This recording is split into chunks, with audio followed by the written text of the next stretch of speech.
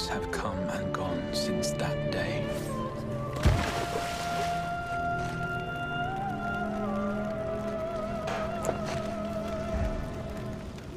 How many years have I waited for this moment? How many years? For the one that stood alone against the storm.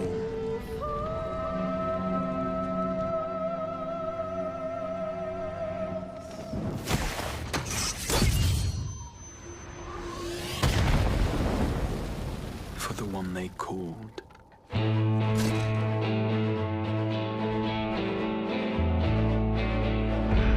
The warrior of light.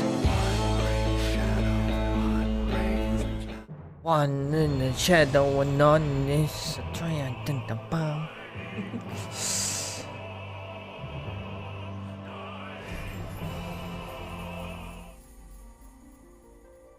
I'm back in my edgy face. I'm done with my furry face. It was fun while it lasted.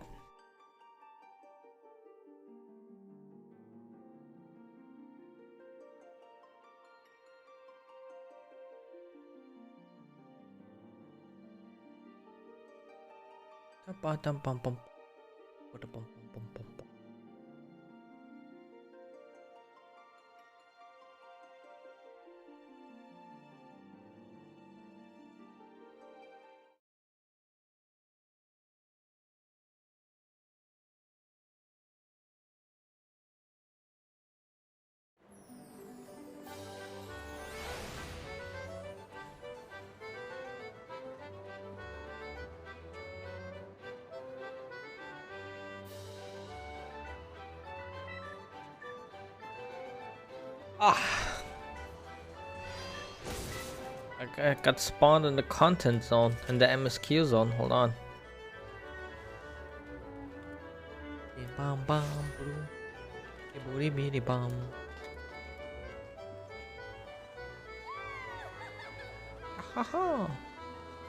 Alright, come on, 10k. Now. Bam, bam, bam.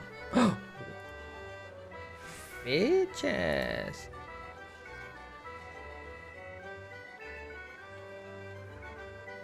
Bam, bam.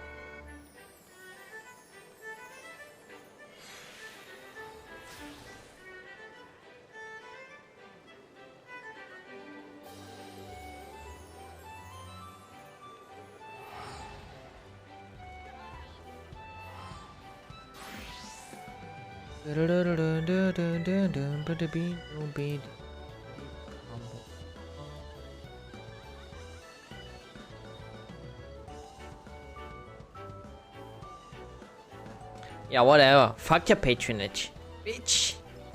Alright. Alize's quest.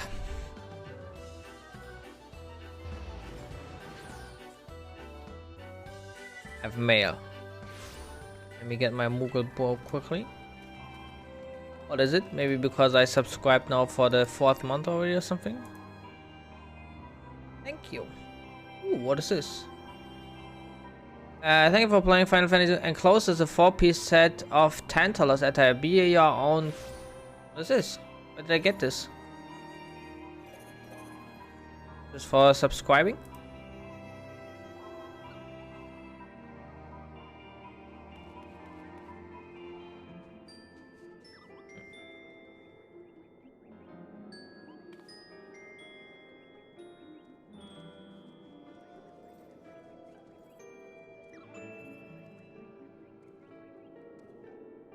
Like this. I like the jeans.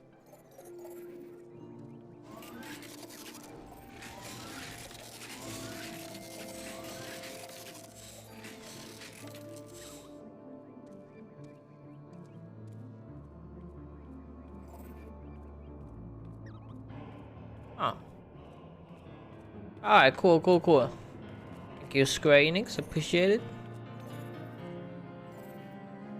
Put this into my glamour box later.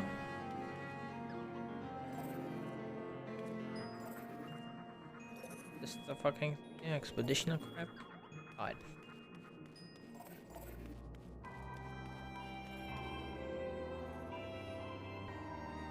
I take you have recalled all you accomplished with Noah. Wait, what? Good. Of inquiring. Oh, wait, this was from the. Oh, I see.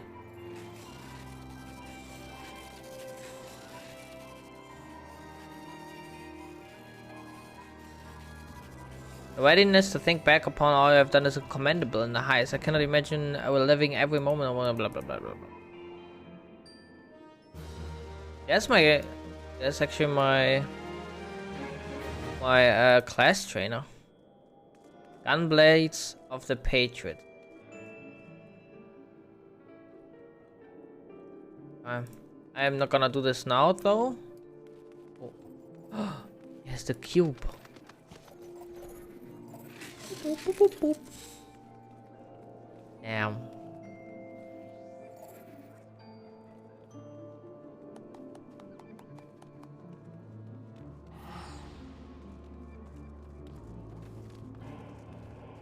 Oh, excuse me.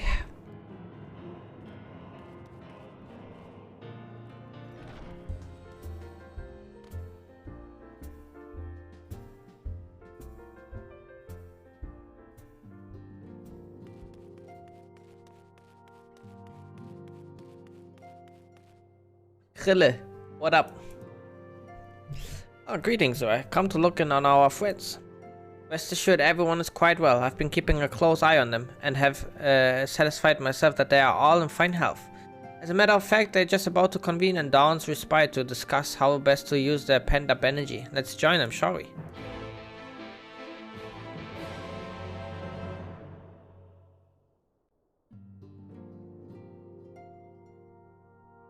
Well, my friends, now that we have all settled back into our bodies, it is time we resumed our duties in earnest. Let us speak of our plans. Ever since the Emperor's death, it's been one unsettling rumor after another. I've a mind to pay a visit to Garlemald to ascertain the truth of the matter. A prudent endeavor. 'Tis of the essence that we establish the full extent of the threat, not least if it should prove that Xenos doth indeed orchestrate events from the shadows. In light of which possibility, I shall accompany thee on thy mission.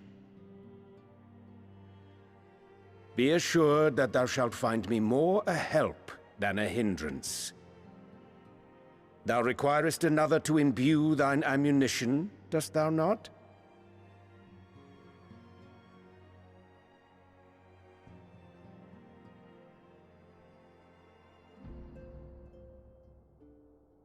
Assuming that's settled, there's something I've been meaning to look into as well. What is it, Alice? Are we gonna check out on Gabu? Oh! Welcome back, everyone! What up, Lise? Lise!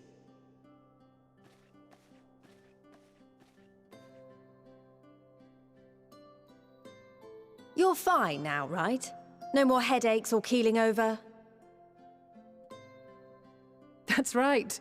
We're fighting fit and raring to go.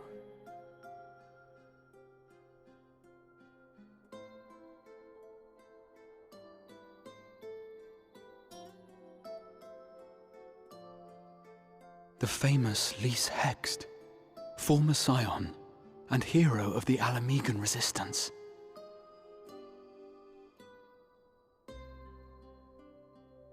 I don't believe we've met. Really? It's so easy to assume that all Archons are acquainted. But then I suppose your fields of expertise are rather different. Grahatir, at your service. I have read much and more about your exploits, Commander. It is a pleasure to finally make your acquaintance. Likewise. The others told me all about you. Do not be so sure. Words scarcely do justice to the vital role he played in our victory in the first. A more dependable comrade one would be hard-pressed to find. True.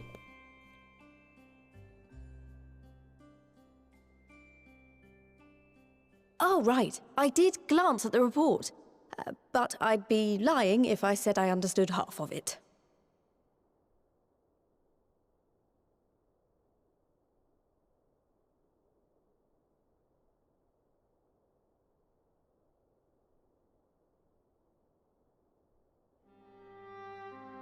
Well, that's a lot to take in.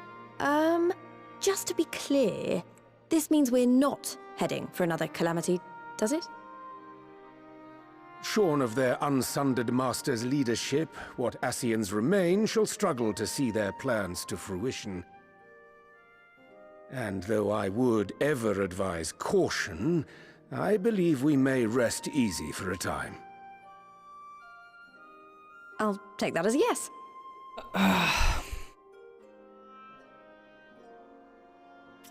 Even so, I don't know what to make of this business about Hydaelyn and Zodiac being primals. A difficult truth to bear, yes. But at last we understand the nature of our adversary.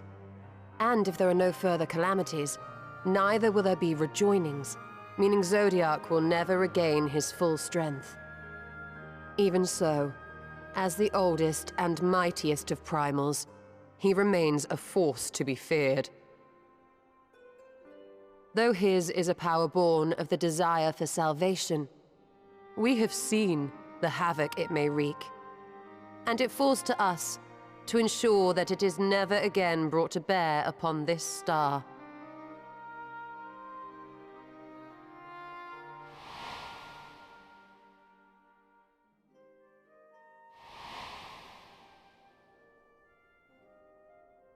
But tell us, Lys, to what do we owe the pleasure of your visit? What do you mean? Isn't seeing my long-lost comrades reason enough? All right, there was one other matter. I have a message from the Alliance, and before you ask, yes, it's about the Empire. So, after Emperor Varys' assassination, it seems his cousin Nerva made a bid for the throne. The trouble is, he wasn't the only one with designs on it, and it didn't take long for a civil war to break out. And it's not just in the provinces.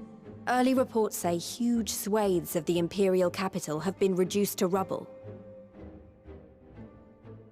The Alliance will soon convene in Alamigo to decide on a course of action, and we were hoping you'd come along.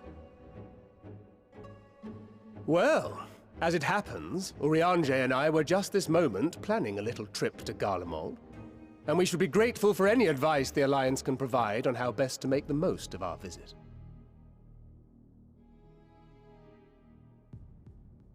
To Alamigo, then. Why don't you go on without me? There's something I need to look into. I'm gonna check on Gabu. Ah, forgive me. You were just telling us. What is it, if I may ask? I want to find a way to cure the tempered. Of course. You think it may be possible to adapt the treatment you used to help those corrupted by the Sin Eaters? I'm sorry, a cure for tempering? But that would change everything.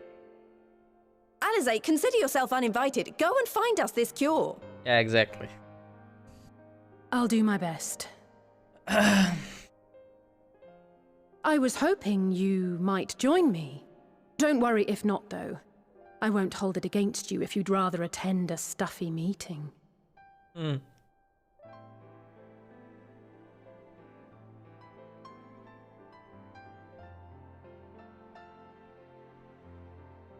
I knew you'd say yes.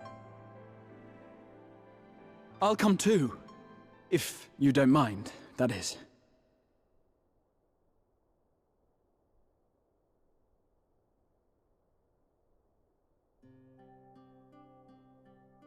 Mind? I'm sure they would be glad of your company.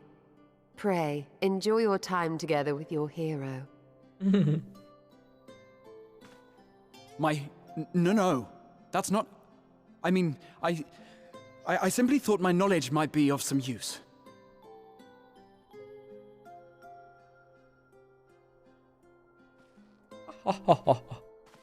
We shall be on our way then. Godspeed. Godspeed.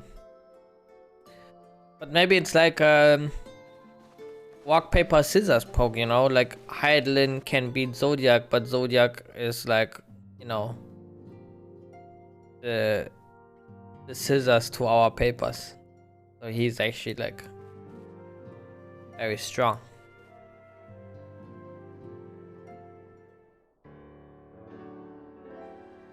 Because Heidelin was only made with the intention to lock up Zodiac, right? So maybe in every other regard she sucks ass. When I set out to save Harwick, I think Gabu was always at the back of my mind, and having proved that the light corrupted are not lost, I am convinced that the same must be true of the tempered. Similar to those corrupted by the Sin Eaters, the ether of Gabu's soul has been rendered stagnant. And though the root cause is different, perhaps the solution is the same. It is by no means an unreasonable hypothesis, Alize, and it warrants full investigation. If there's even a chance we can save Gabu, we have to try. But however much I'd like to race over to Limsa and set to work, there's no room for recklessness, not when a child's life is at stake. As I'm sure backlog would remind us, we still know little and less about the soul. Any number of things could go wrong if we don't exercise due caution. And so, before attempting anything, we should learn all we possibly can about tempering. There's just one problem. Research into the condition has long since ground to a halt, and the combined work of the many scholars involved doesn't exactly amount to a wealth of knowledge. Not of the modern scholars, perhaps, but what of their ancient counterparts. I know the Elegants took a more than passing interest in the subject. And if what we seek is to be found anywhere, it would surely be at the Ethochemical Research Facility, where they experimented on primals and their worshippers. Yes? Good thinking. I've never actually been there myself, but I did read the reports on Azizlar, which means we'll be needing an airship. An airship, you say? Meet me at the northern bank of Silver Tear Lake. I've got a little surprise for you. Oh, and come prepared to travel.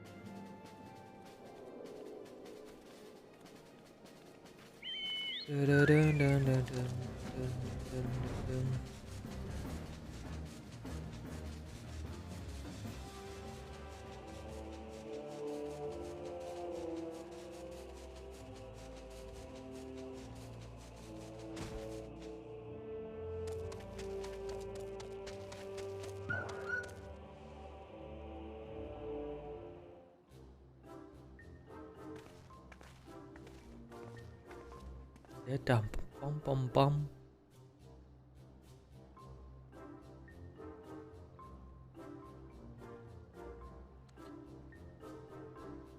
What stupid name did we give this ship, huh?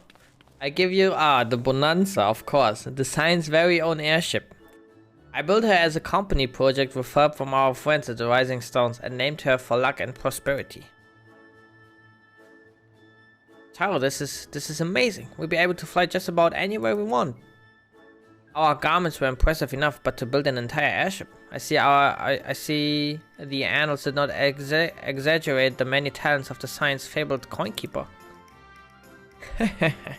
I'd also introduce myself as your pilot, except the training didn't go quite as well as I hoped. But that's alright, because we've hired this capable fellow here instead.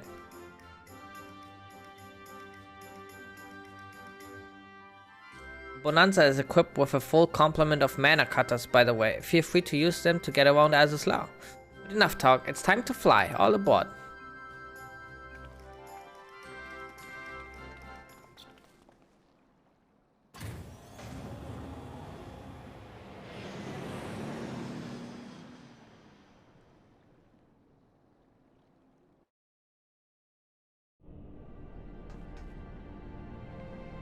Honestly, Sid would be jealous of the way that airship flies. The Taro has outdone herself.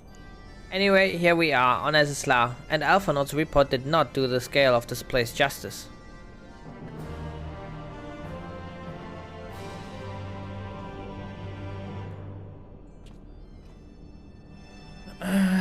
This appears to be Helix, which means we stand in the Alpha Quadrant. To the east lies the Beta Quadrant, and yes, I believe I have my bearings.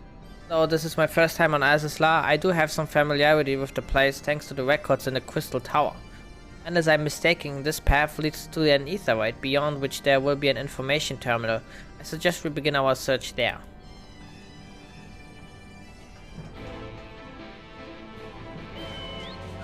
Doopy doopy dee da.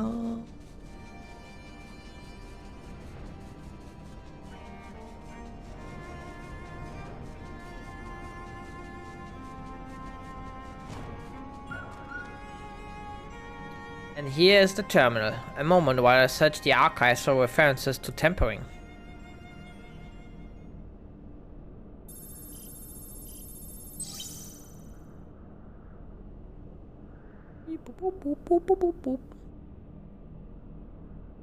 Ah, there we are. Iconic corruption, an overview. It sounds promising. Indeed, let us see what this report has to say.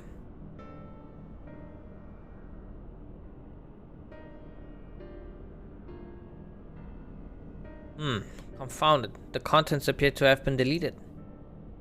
What? No, isn't there something you can do? Not from here, I'm afraid, but it may be that another copy of the report exists elsewhere. The question is where to look. It says here the report was written by someone named Owen. It is likely that he kept a copy. I would say it is a distinct possibility. Assuming he was a researcher here, he will have had quarters on the Hemisphere. We can ascertain the details at Hemisphere Control. Let us return to the Bonanza and avail ourselves to the Mana Cutters. We will need them to reach our destination. I forgot, you already have a suitable means of transport, don't you? No need to waste time accompanying us back to the ship then. We'll see you at the Hemisphere.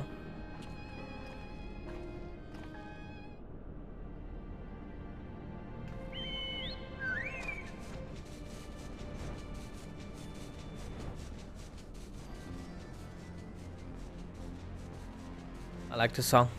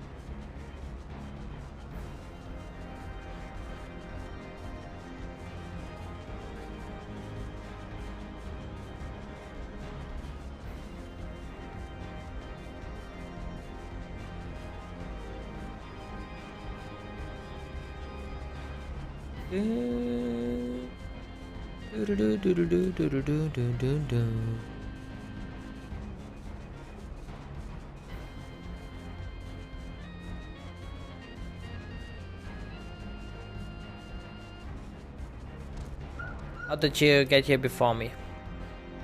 If the late Owen did indeed have a chamber here, this note will be able to tell us its number.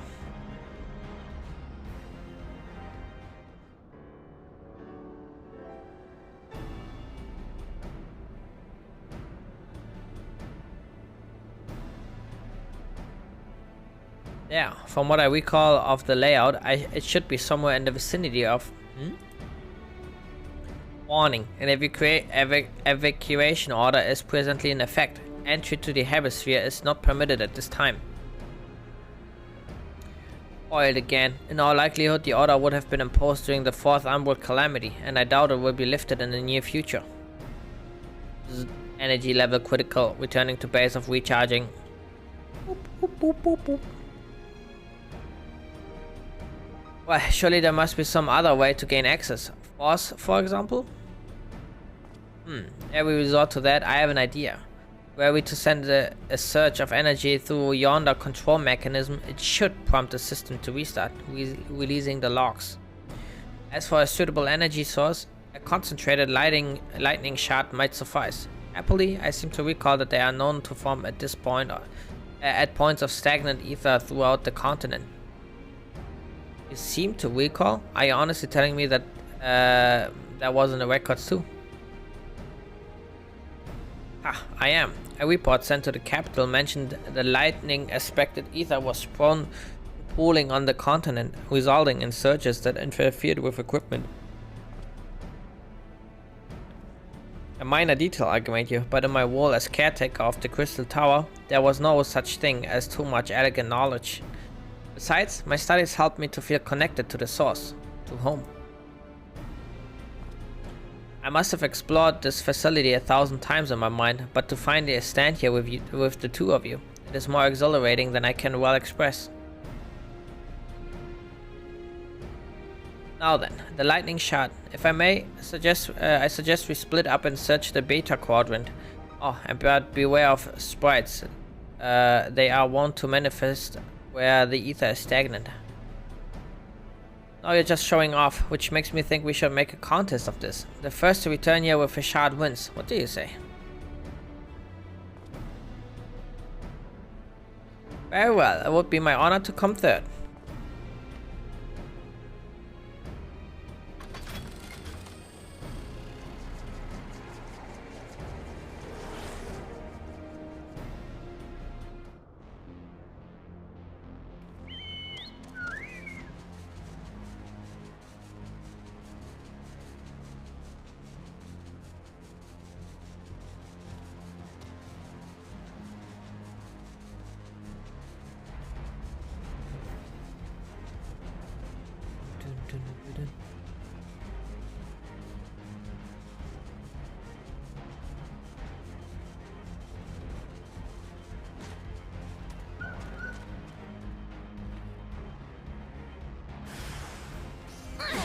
Trap.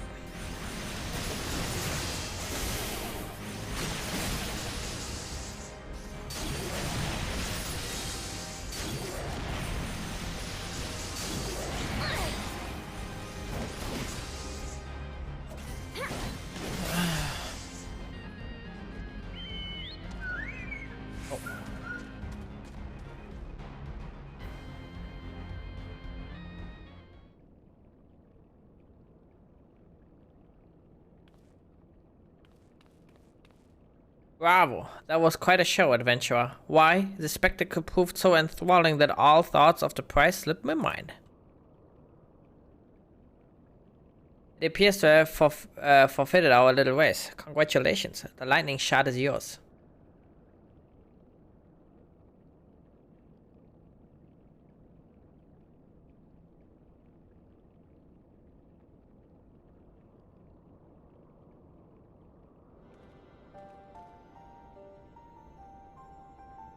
You remember that?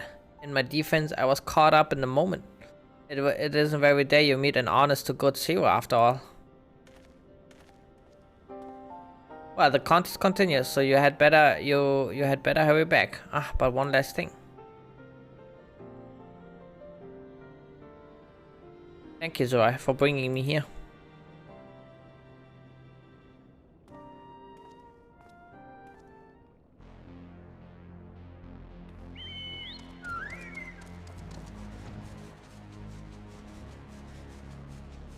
Achievement 1 here. Found area. Nothing. Wow. It's okay, man. Wolfie. It's okay, man.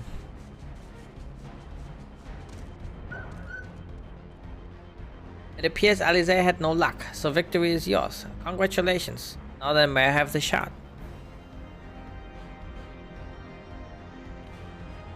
Not much. Just chilling, doing big MSQ progress tonight. What is it that makes you so much better at finding things? What do you have that I don't? That is a question I too have asked myself on numerous occasions. I suspect we could both learn a great deal from Zuai, and not only about the secrets of adventuring, but come, we should attend to our mission. Don't you have a map, which is like showing the way where you have to go? Damn. Whoopies.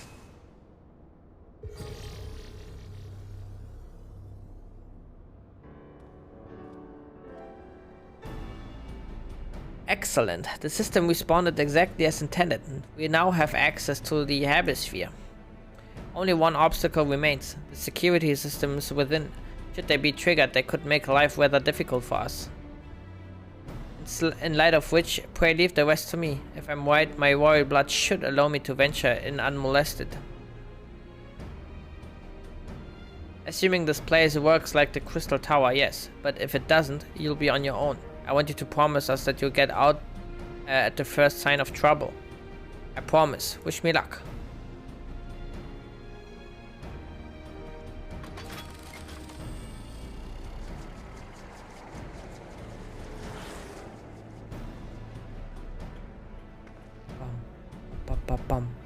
Well, nothing for it but to sit tight.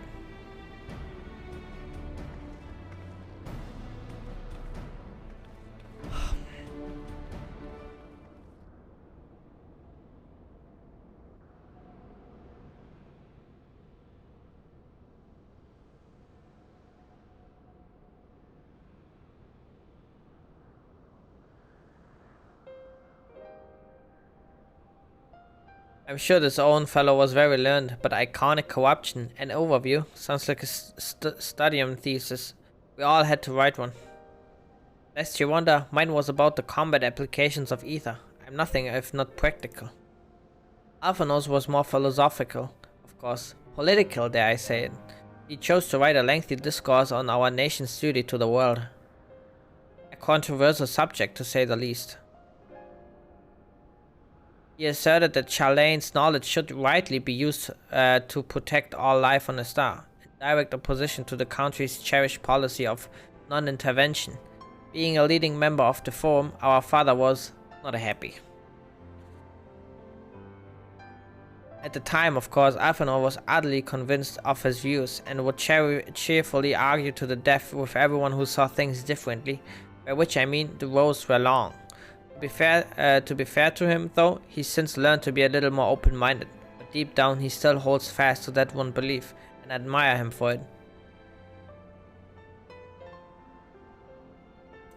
I should have liked to meet the young Alphano. For what it's worth, my thesis concerned the elegant civilization as depicted in folklore.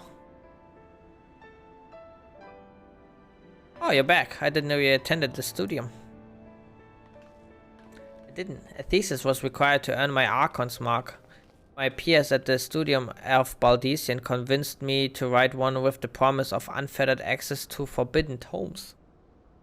Though I considered it no more than means to an end at the time, I will admit it was gratifying to have my efforts acknowledged. Good God, the Archon's thesis. I shudder to imagine the work involved, but enough about that. Is this the fruit of your foray? Yes, Owen's archive note. It was waiting for me in his chamber. If a copy of his report still survives, it should be stored in this device. Shall we find out?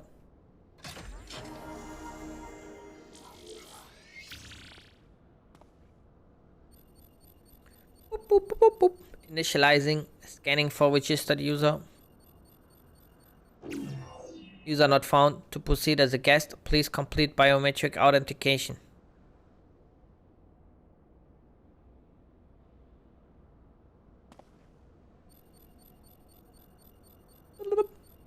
Verifying. Authentication complete. Guest identified as member of the royal family. I'm at your most humble service, your highness. Boop, boop, boop, boop, boop. It never ceases to amuse me. It is but a pity the effect will not last forever. Durga and Unai said as much when they granted me this gift, but until such time as it fades, I shall use it gratefully. Search archive for iconic corruption. Boop. Searching. Boop. One item found, iconic corruption, an overview. The report is logged by the author. Please state password. Uh-oh. Well, go on, your highness. Tell the nice note the password.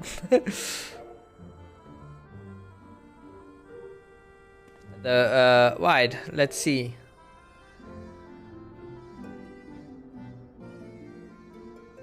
Glory be to Alec.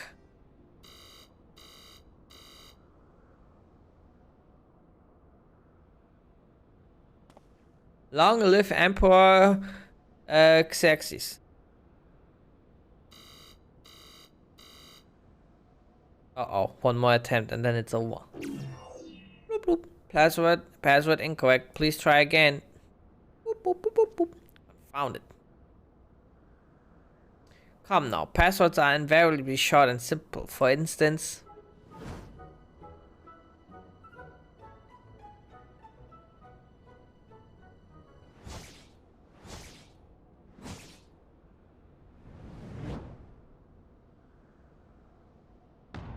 Password.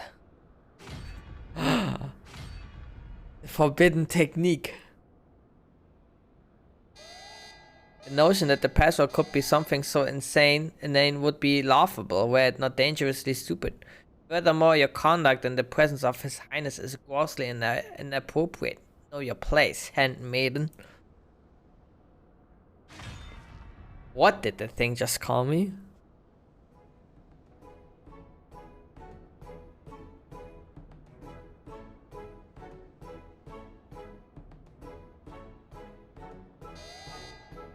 Password incorrect. Again, be warned that any further inappropriate behavior in the presence of His Highness will not be tolerated. Alright, that's it. I say we dismantle it and manually extract what we need. Now, let's not be too hasty. A single misstep and we risk losing the report altogether.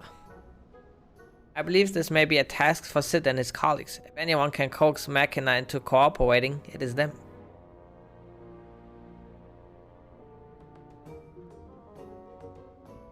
Come, let us bear the note back to the Rising Stones. Bum, bum, bum, bum, bum, bum.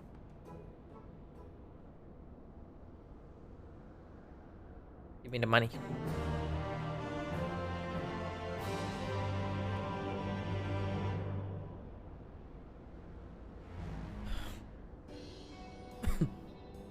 I should probably mention that I have yet to meet Sid since waking up. Rambrose did send word to the Ironworks, but it appears our friend has been afield on urgent business.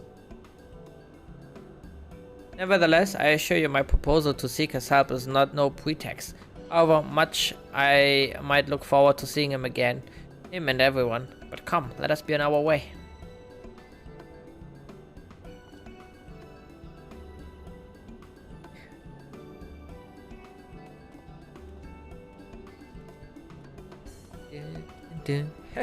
Look at him, all but running. How sweet. Still, it wouldn't do to keep him waiting, shall we?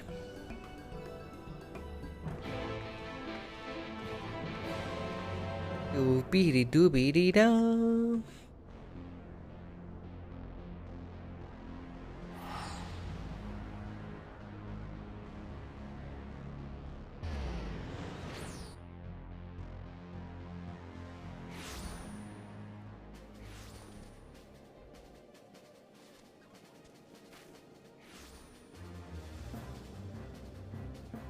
Dun dun dun dun dun dun dun dun.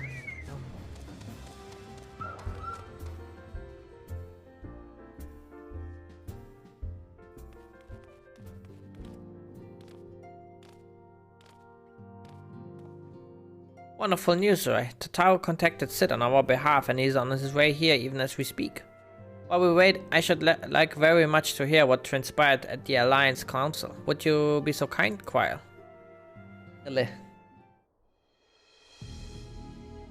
As you know, the meeting was convened to discuss how best to respond to recent events in Garlemald. According to intelligence from our Doman allies, the war of succession wages on and the Empire remains without a leader. Amidst the chaos, the Imperial legions in the provinces have begun to move independently of the motherland. Of greatest concern to us is the Third Legion aligned with Lord Nerva. It appears they have received substantial financial backing from House Brutus.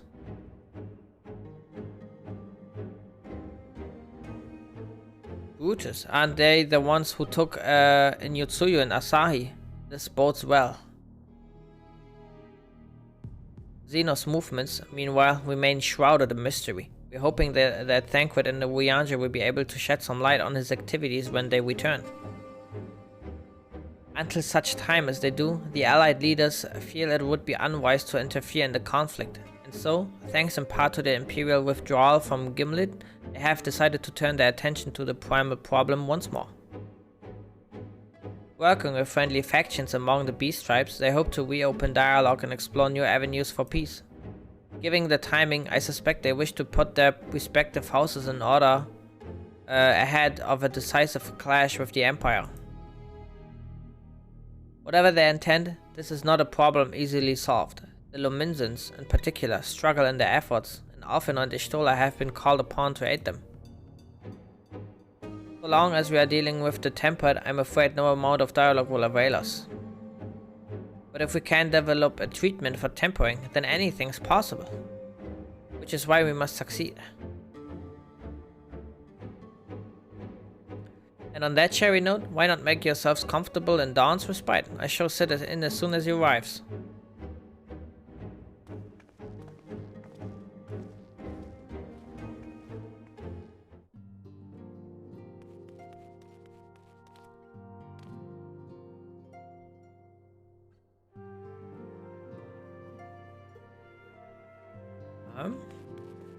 And we're waiting, and we're waiting, and we're waiting.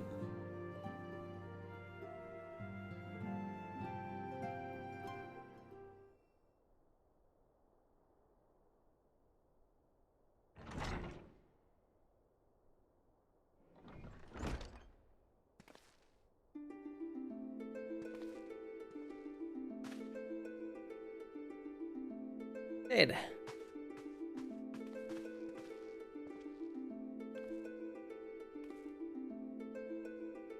Forgive us for not coming to see you sooner, my friend. As you may have heard, we've had our hands full.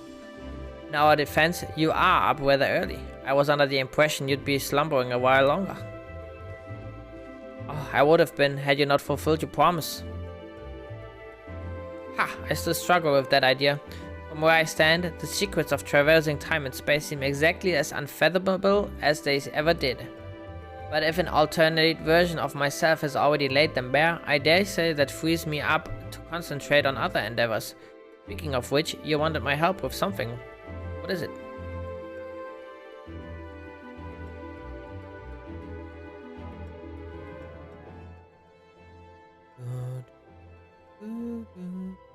Well, a treatment for tempering. And for the next step, you need to find a password for this elegance report. Just so, with nary a clue to guide us, we could be here forever and still not guess correctly, and thus return to you.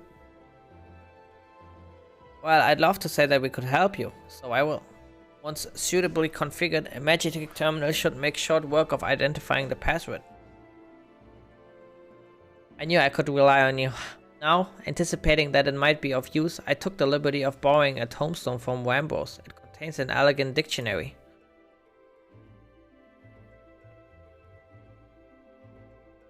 It traded the air. Good thinking. I'll transfer the information to a terminal and set it to work right away.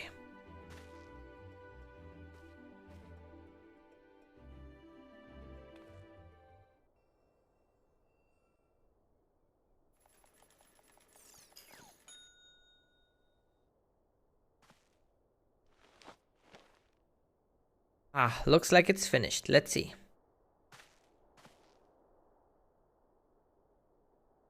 Freedom. Password is freedom. Ah, short and simple, just as I said. Would you care to do the honors, Your Highness? I would, my lady.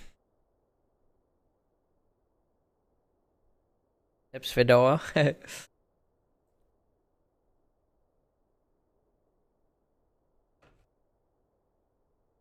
Note, open the report entitled Iconic Corruption and Overview. Password, freedom.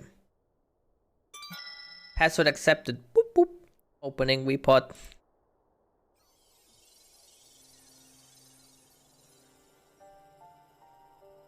This report seeks to provide an overview of the mechanism by which icons corrupt and bind men to their will.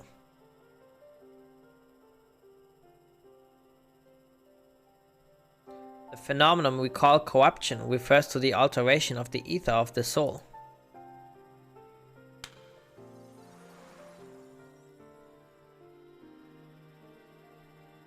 That ether ordinarily exists in equilibrium, no one element being more prominent than another.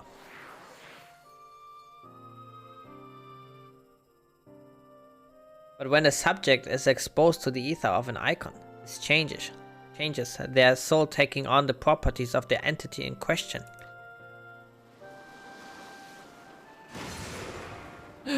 Sephiroth! By way of an example, exposure to the ether of the fiend Sephiroth would cause a subject's ether to become aligned with the element of earth.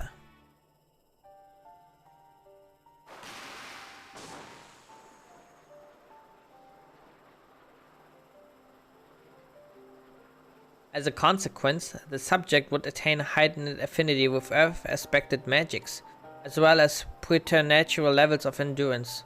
Repeated exposure would further enhance these traits, ultimately altering the subject's very flesh.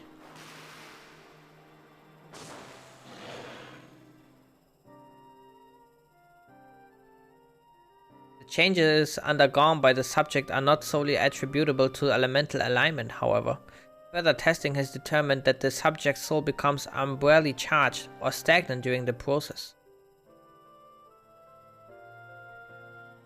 The stagnation of the soul has the effect of diluting the sense of self, rendering the subject vulnerable to the will of the icon, the thoughts of whom come to consume their entire existence. In this manner do the corrupted become worshippers of the icon, the prayer serving to further empower the entity. Having discerned the mechanism of iconic corruption, my colleagues and I set out to develop a material capable of shielding one from its effects, an endeavor in which we successfully, albeit at a great cost. In the course of testing, many of my assistants, good men and women all, fell victim to corruption, and in accordance with protocol, they were summarily put to death. I subsequently submitted a proposal to investigate potential cures for corruption, but it was rejected, deemed non-essential by Lord Amon. Though I knew it would be fruitless, I protested the decision, and for my impertinence I have been stripped of rank and title and will shortly be expelled from this facility. In all likelihood, this report will be expunged from the archives. Nonetheless, I record it in the hope that one day someone will undertake to do that which I could not, and find a cure for the victims of iconic corruption. End recording.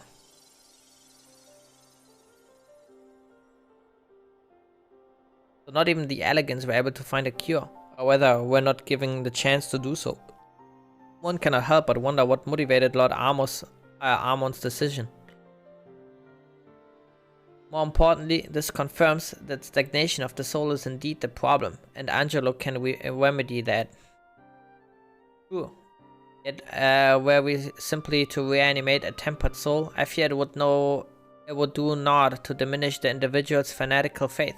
Indeed, it may well intensify it. No, we would somehow need to suppress the primal's hold over the subject at the same time, or risk them ever remaining its thrall. If we could only make them remember who they were, so there's no point in reviving their souls unless we can also restore the sense of self.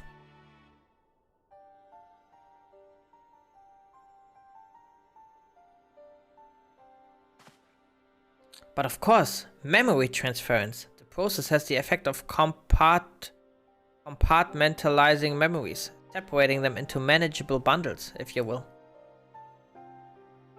By attempting the technique, it may be possible to archive selective reanimation, that is, limit the effect so only those memories exist prior to tempering.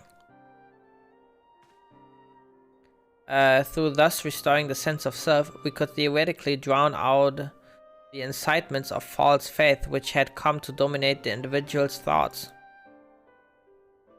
I see, the theory seems sound, and our experience treating a light corrupted would help us identify suitable memories for reanimation. But are you confident you can adapt memory transference as required? I seem to recall your attempts to do so while trying to bring us home culminated in literal bloodletting. They did, you are right. Despite my best efforts, I could not recreate the mechanism. And I concede that the rather clumsy compromise I reached would not provide the basis for a cure. Then perhaps it's better that we consider another approach. Your doubts are understandable, but this time I believe we have reason to be confident. You see, nodes such as this were built with the abilities to simulate magics, which leads me to believe that it may be capable of performing simulations of the transference technique. If so, we would be able to conduct years' worth of tests within the space of a few days. In theory, it would be no different from how we identified the password. But I'll take more calculating power. A lot more. I couldn't say whether our equipment would be up to the task. Tell me, Sid, why do you suppose Owen locked his report behind a password? To keep it from prying eyes, of course. Why else?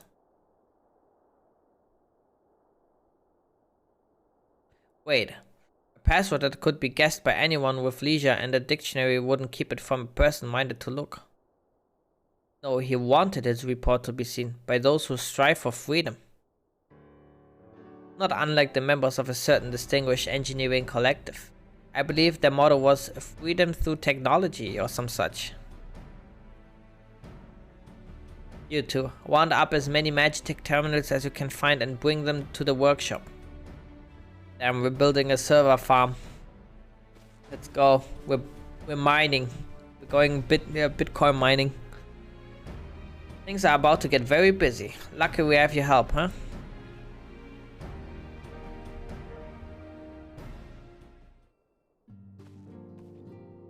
Right, while Grahat here is configuring the terminals, I want the rest of you to procure supplies. Namely, ceruleum to fuel the terminals and ice shards to keep them cool.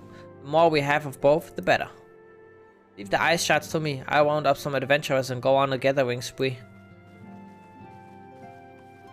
In that case, I'll trust Zora and Alize with the ceruleum.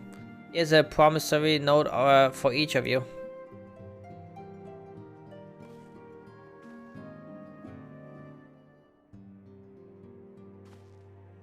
Take them to the Skysteel Manufactory in Ishgard and the ceruleum processing plant in Thanalan.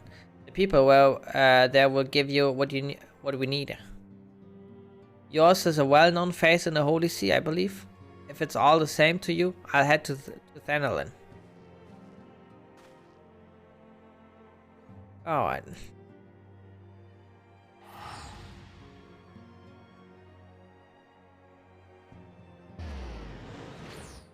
I wasn't in Ishgard for quite a while. What's up, guys?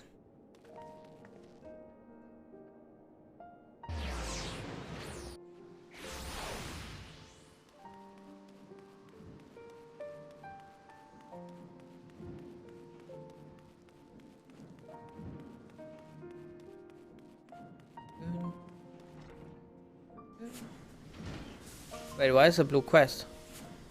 Mechanist. I don't know. Machinist. You stand in the Skysteel Manufactory. What is it you require?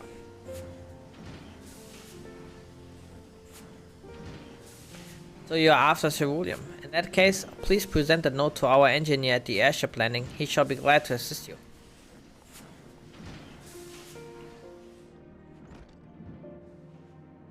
Wait, where is it? Oh. Oh.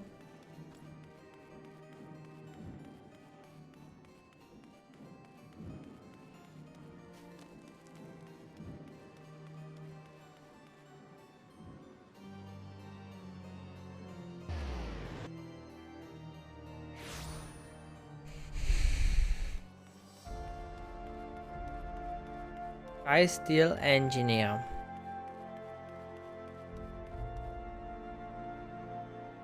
Ceruleum, you have come to the right man. Fair warning though, the price has shot up on account of the uncertainty with the Empire, so I hope you've got the coin. Dude, you give it to me for free, bitch.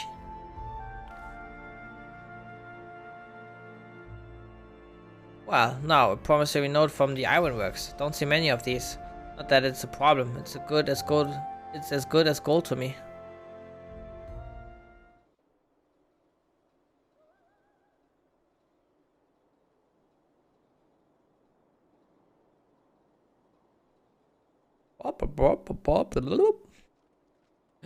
Oh, my man.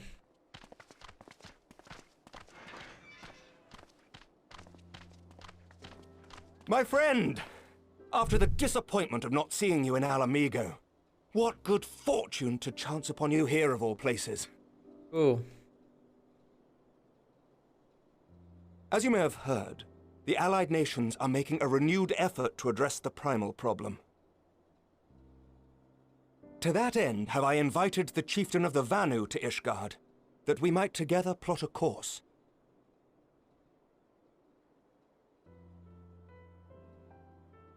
Since the war with the Empire appears to be nearing its conclusion, I would also like to call upon Estinian's lance. Alas, he is, as ever, a difficult man to find. I am informed he recently paid a visit to the Rising Stones. Should he happen to do so again, be sure to pass on my regards, won't you? Of course, bro. But tell me, what business brings you to our fair city this day? I need the good shit, please. A cure for tempering. You never cease to amaze me. Until now, our only hope has been prevention, our every failure irrevocable. But this would rewrite the rules of engagement. It could end the cycle of bloodshed. Ooh, very true. He's so excited. Very well. You shall have all the ceruleum we can provide, and an airship with which to transport it.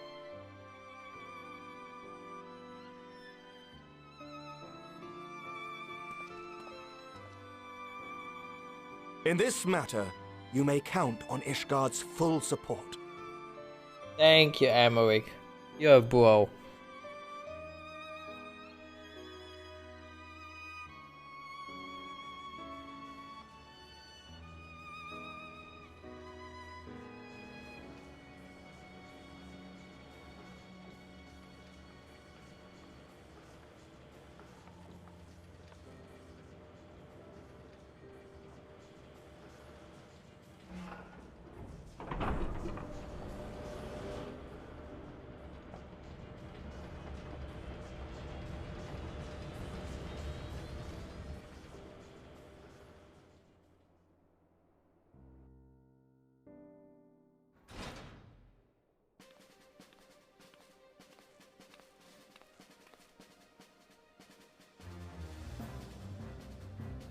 Alright, our Bitcoin farming mine is bit, yeah.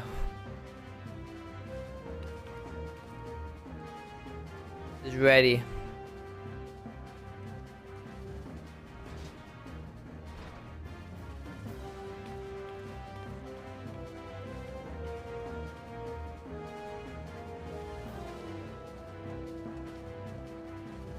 We bought all the Nvidias we could find on the market.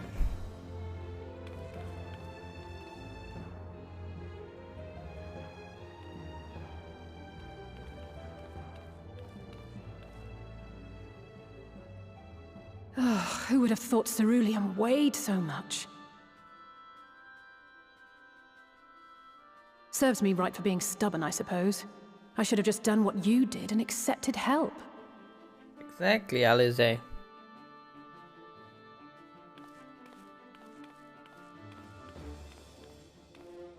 Good work, you two. This is all we asked for and more.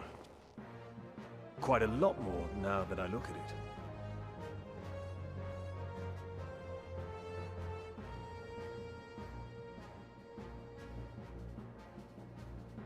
Lord Emmerich, eh? And entirely by chance. Ha! Some people have all the luck. We have also succeeded in configuring the terminals, thanks in no small part to our able assistant. Ah, my man.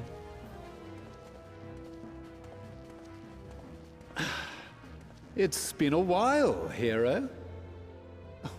You seem surprised to see me. Lest you misunderstand, I've no interest in such things as cures for tempering. But if you mean to achieve that which eluded even the storied Allagans, it seemed plain that you would require my expertise. And so it proved. Is that not right, Garland? For all the effort it took to track you down after your latest disappearing act, you could find the cure for death, and it wouldn't be worth the trouble.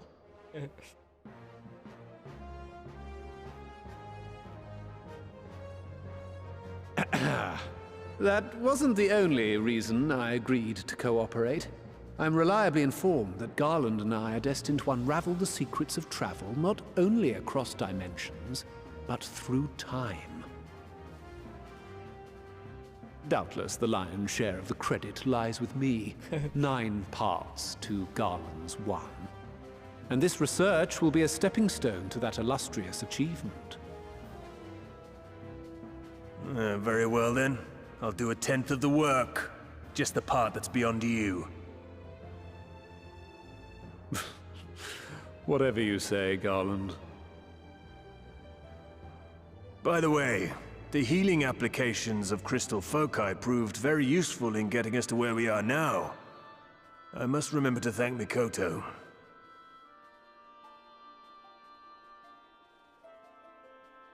Right. If everyone's ready, let's begin.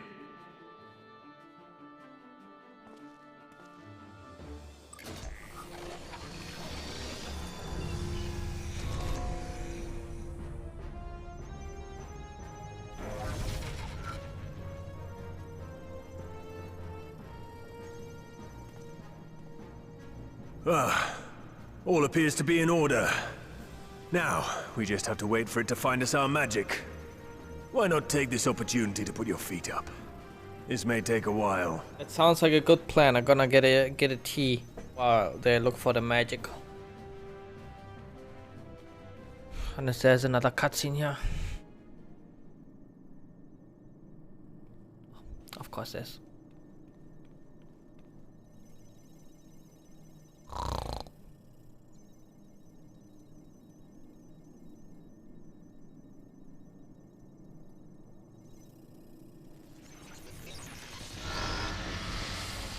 Uh-oh. Damn it. It's overloading. Uh-oh, uh-oh. Chief! She won't last much longer! Fucking wedge, dude. We'll have to shut it down. Wait! We're close! So very close! Oh!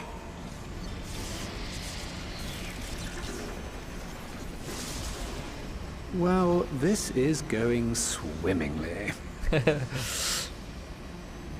Please, a moment longer. I beg you.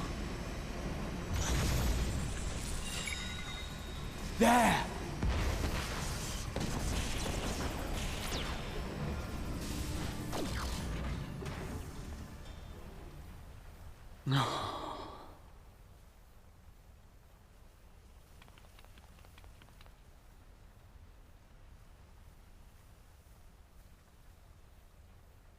I was able to memorize the magic before it faded. It still needs to be put to the proof, but I believe we have our cure. Huh? Photographic fucking memory or whatever it's called? What a legend.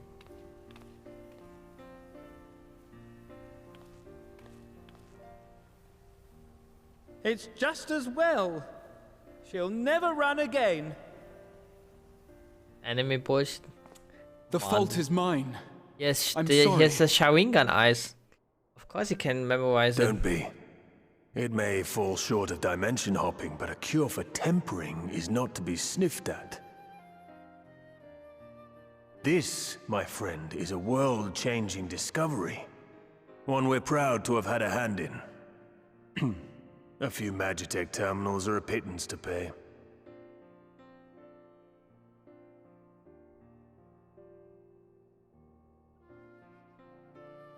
Thank you. Thank you. Well, we've done what we can. The rest is up to you.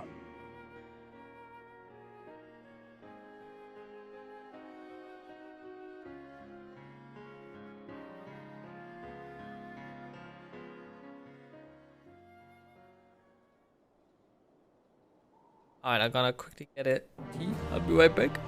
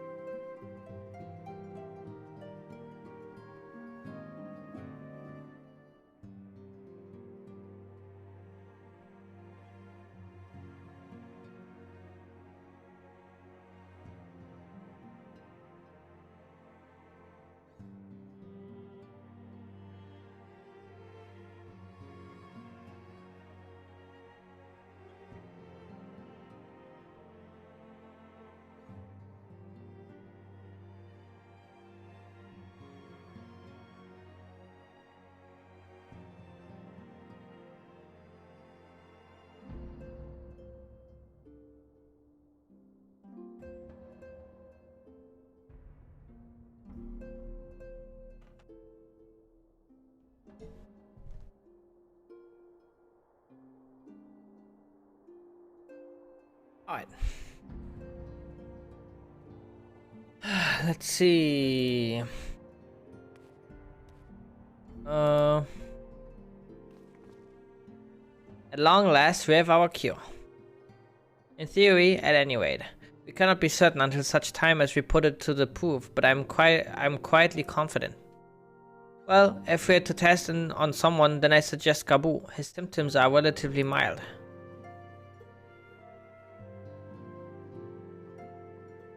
Yeah, exactly. He's a child. Be careful. Yes, as long as we exercise due caution, it will be fine. Without further ado then, let's make for Limsa.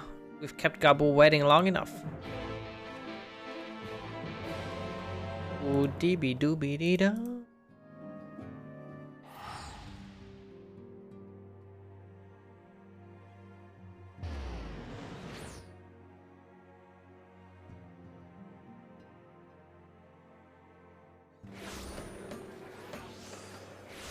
Any role players here?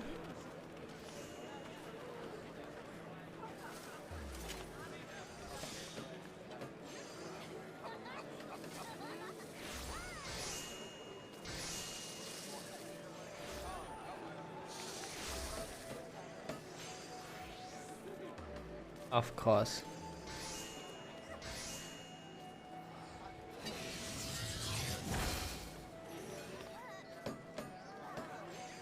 Live Eorzea.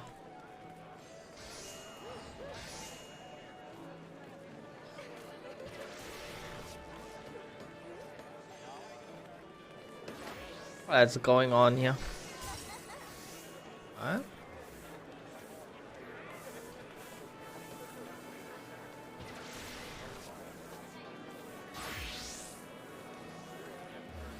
Oh, P. C.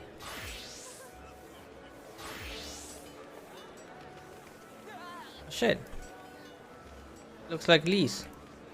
Just, you know, different ways. Photo.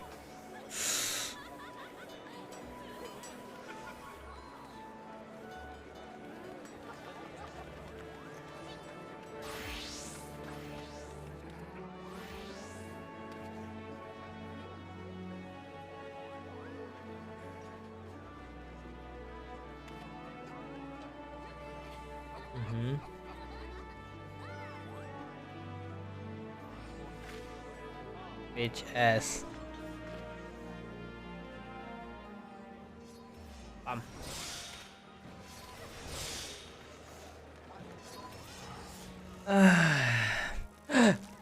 Little Zuma, my man. My man.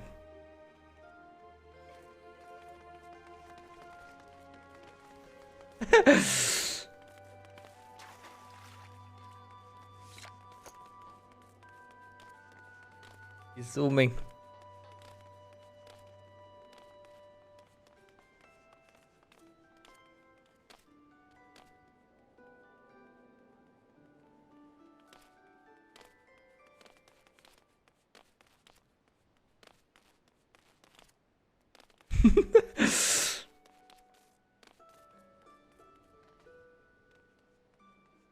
I know.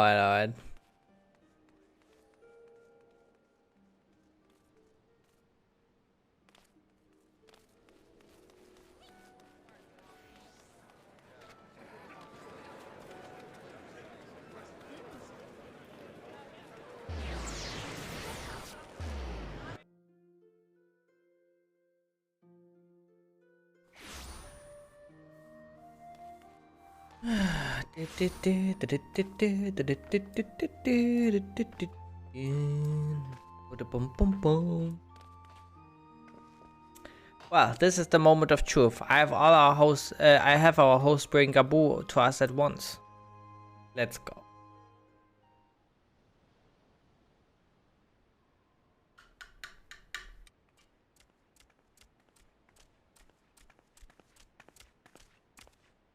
Apologies for the wait. No problem.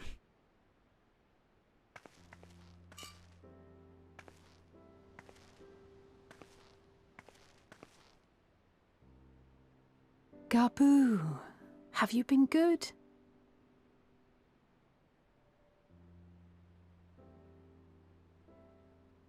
Still no change, I'm afraid. He just stands there in silence until we move him. It's all right now. We're going to help you get better.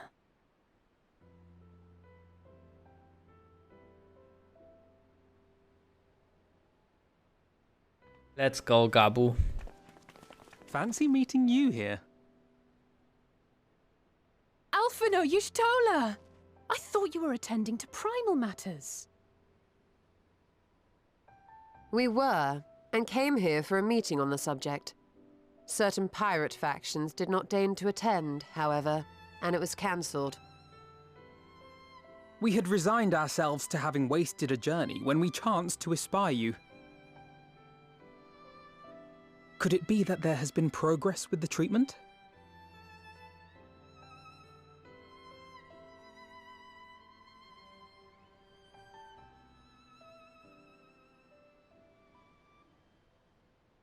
Using Magitech terminals to formulate the solution. I would never have contemplated such an approach. So this new magic, adapted from memory transference, would be used to purge the subject of their fanatical faith, while Angelo would be responsible for reanimating the ether of their soul. Very interesting. Yet I wonder at the practicalities. If one were to reanimate the soul first, it would only serve to exacerbate the tempering. Conversely, a stagnant soul would not respond to the effects of the magic. Would both need to be performed simultaneously? Ah, nothing escapes Master Matoya's inquiring eye. As you say, both must be carried out simultaneously. And thus, I propose to imbue Angelo with the tempering treatment in much the same manner as I did the spirit vessels. Master Matoya.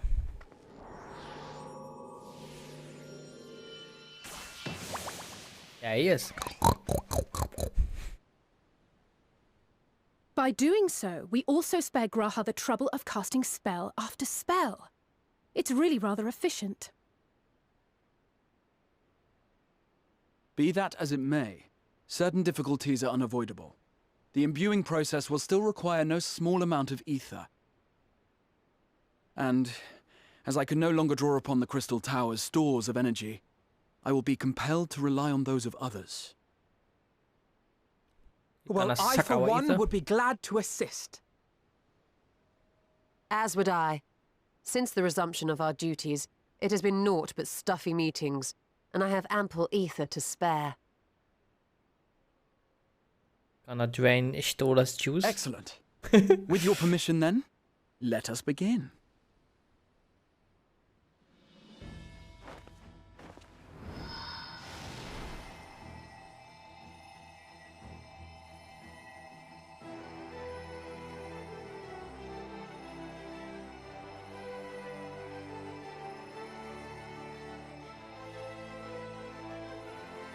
Yes, this will do.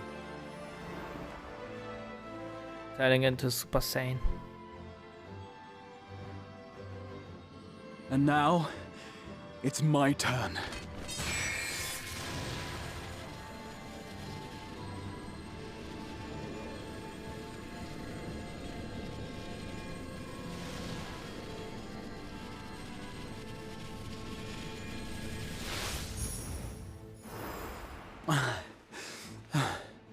Tis done. Angelo's turning into a fucking monstrosity. No small amount indeed. Oh. Well, we seek to go where even the Allegans did not. It was never like to be easy. The rest is up to you, Alize. The treatment itself will take time and focus, so we will need a quiet room.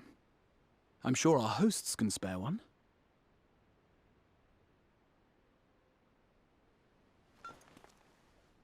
I will go with her. It may be a while before we return, So I would ask for your patience and your faith.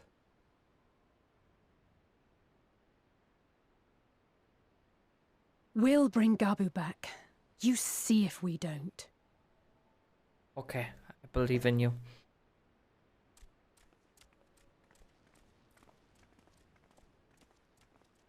'Twould seem our part is played. Let us find a place to recuperate while we wait for news.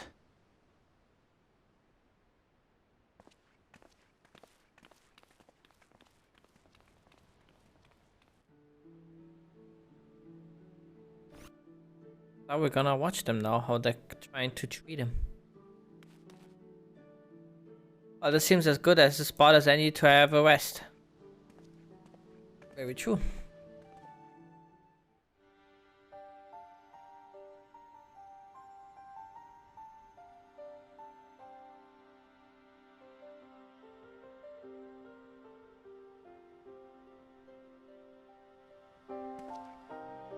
For years, Eorzea has labored to find a solution to the primal problem, without success. Any hope that tempering could be reversed faded long ago. I myself had given it up as impossible. Given up on the tempered and the light-corrupted alike. They were problems to be tolerated, or else eliminated, I believed. And to think otherwise was pure naivety. Childishness, even. But Alize refused to give up. She struggled and she struggled. And her efforts were rewarded with a way to bring back Halric. And now countless others may no longer be beyond salvation. However much we bicker, I have the greatest respect for my sister. Had I half her stubbornness, nay, her unwillingness to accept the status quo, I would be a far better person. A far better scion.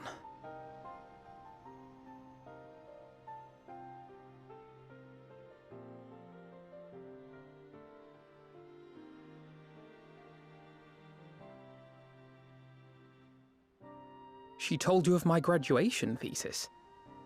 How very embarrassing. Nonetheless, it is comforting and not a little surprising to hear that I'm still capable of impressing my sister. On the rare occasions I'm not annoying her, that is.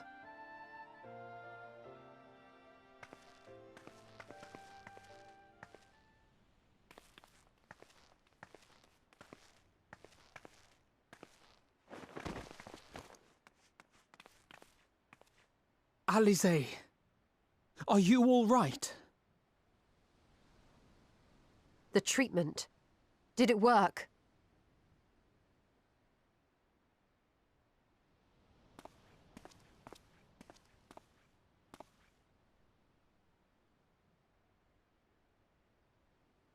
Oh, I'm so glad to see you all. Delighted, happy, glad.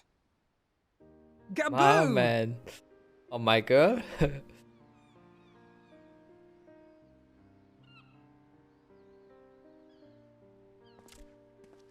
Gabu is back.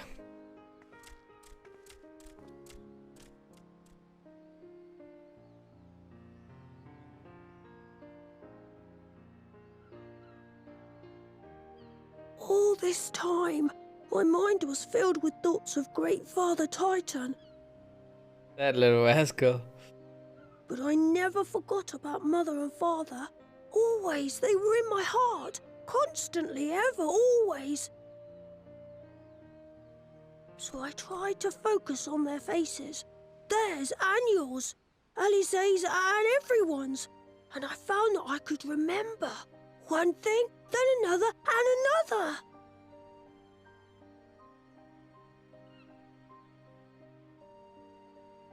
Your hopes reached Gabu. They helped him to hold on.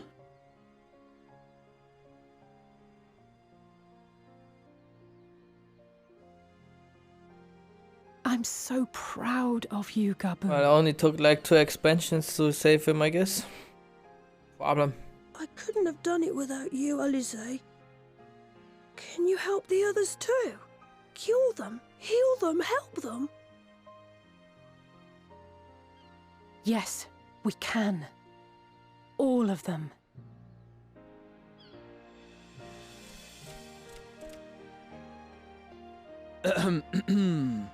Without wishing to dampen the mood, I feel compelled to add certain caveats regarding the viability of the treatment for general use. As you know, reversing the effects of tempering demands a profuse amount of ether. And while Alize was able to heal Gabu alone, I fear the same will not be true for those who exhibit more advanced symptoms. Moreover, the treatment's effects are limited to the soul. It offers no succor to those whose very flesh has been altered through prolonged exposure to a primal's influence. All of which is to say that we cannot save everyone. Maybe we can't, or maybe we can. No one gave us a hope of saving Gabu, and yet here we are. We must find a way to treat as many as possible.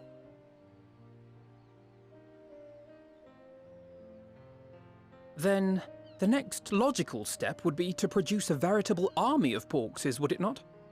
Granted, it seemed a simple enough process in the first, but I suspect it will be different here in the source. Not that I am any authority, of course. Yet there is an authority on familiars to whom we may grudgingly turn. She's stubborn, haughty, eccentric, irascible, laconic, annoying. And her name is Master Matoya, the real one.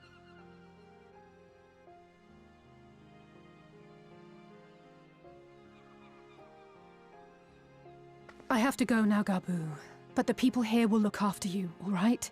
And I promise to come and visit you again soon. All right. Thank you, Alize. Thank you.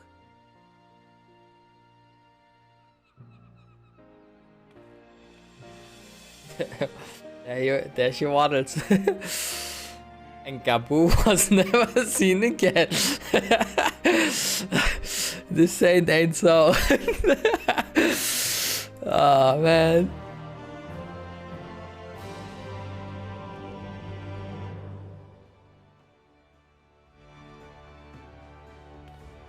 That she used to describe Matilda that had the first letter of each word spelled out, the voice actor's name who passed away. Oh man.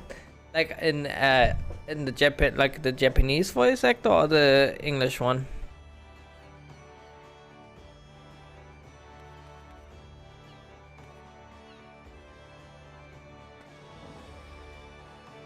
Oh, okay. Sag. As she will be at pains to remind me, I have not paid Master Matoya a visit since returning from the first, but this seems as good a time as any. Come, let us make for her cave. The dungeon. Deepy doopy dee da. Speedy booty beady beeda. Very true, very true.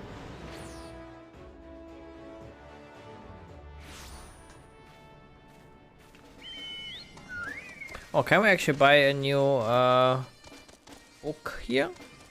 Book.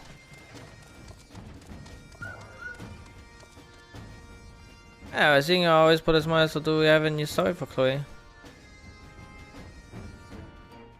Can you say pretty please with a warm belly on top? Alright, well, here you go. What we got? We got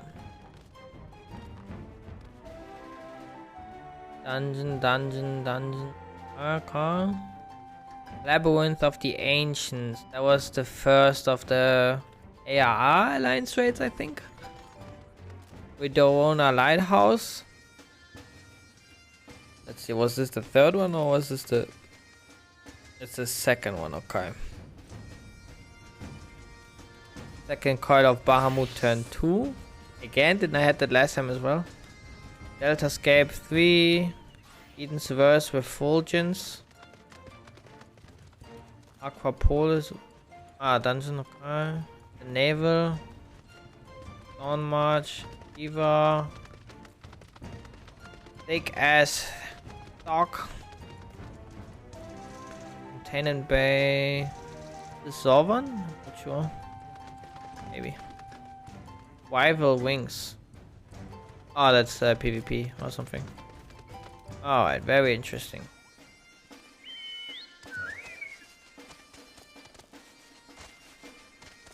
Dun dun dun dun dun dun dun dun dun dun dun dun dun dun dun dun. Couldn't we like finish the one with tails and then like turn it in next week at release? Get like an easy half a level or something?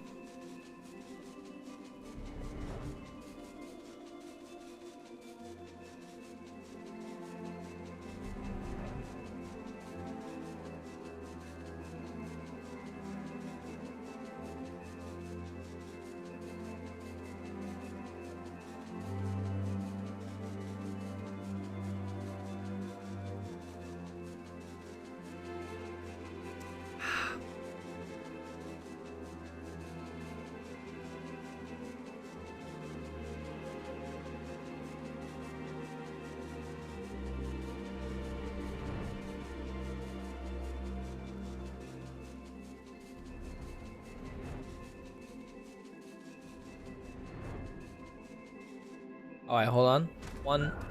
3 matches. 3. I didn't pay attention to the rules. Chaos, oh. Chaos?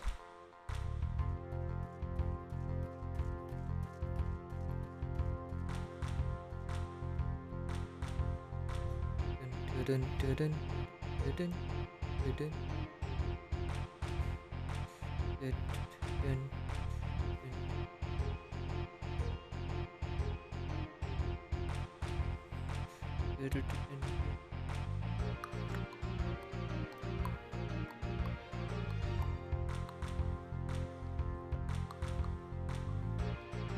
Combo, schmombo. Biblos card. Oh. I don't know if I have that one already. That was match number 1. This is match number 2 now.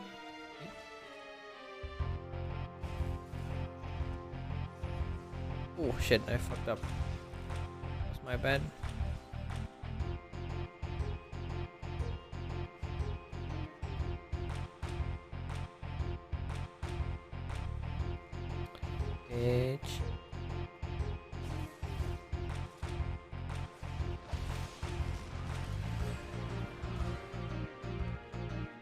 Shit, only got a draw.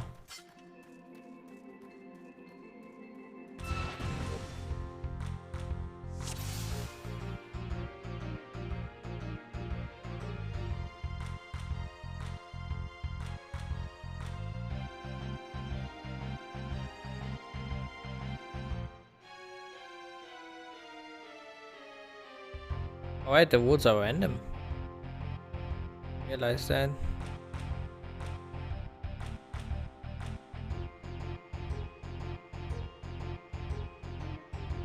Hello, can you stop turning my shit around? What the hell?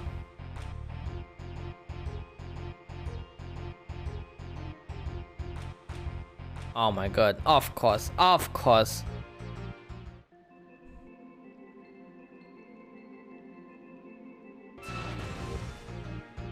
Same.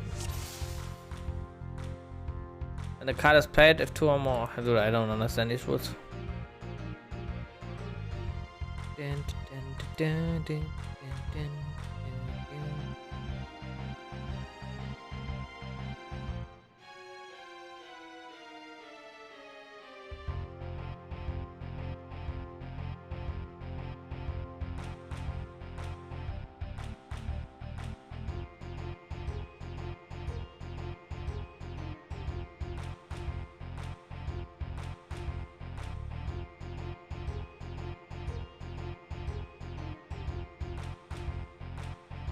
Well, another draw, I guess.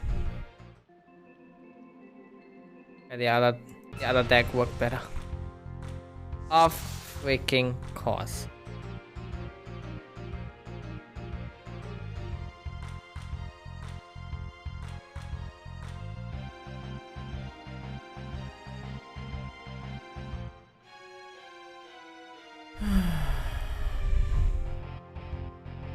Oh.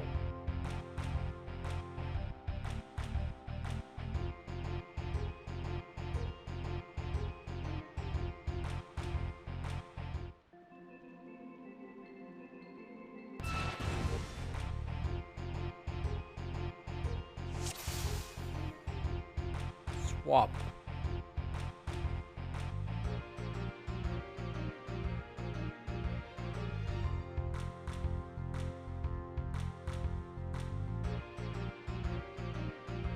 Dun dun dun dun.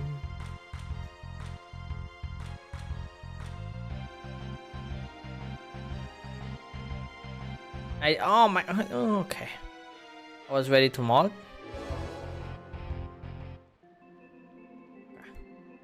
Good enough.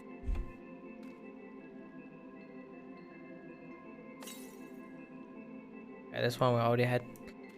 Alright. I take it you are ready to bear witness to the joyous reunion of Master Matoya and pupil. Very well. I'm ready.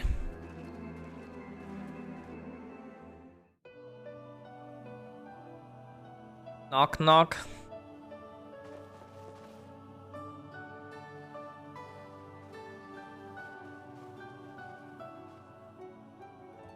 Nary a word from you all this time, then you bring every man and his pirogo with you. Did no one teach you any manners, girl?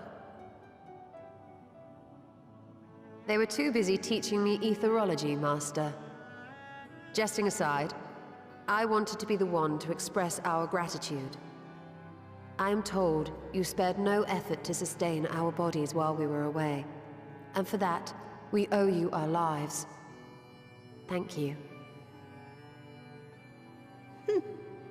You were gone so long. I was starting to think you'd set your heart on staying. It wasn't easy to leave, as it happens. Seldom does one have the opportunity to study other worlds, and I would not have minded extending my stay by a handful of years. Ever the scholar. Y'shtola dedicated herself to studying ancient civilizations of the First, befriending a tribe known as the Knights Blessed in the process. There she took on the name of Matoya and won the respect of all the children of the forest. He said it. Uh-oh. I merely adopted an alias in accordance with the custom of my hosts. Yours just happened to be the first name that came to mind. You mean to tell me you went gallivanting about using my name and only bother to visit when you need a favor? And don't pretend you don't. I taught you long enough.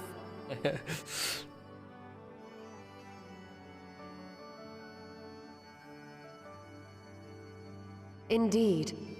And devoted pupil that I am, I could not fail to recall my master's sage advice. When the answer eludes you, look to the wisdom of your elders.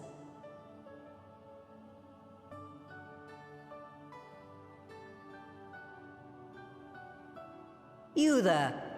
Were you going to introduce yourself?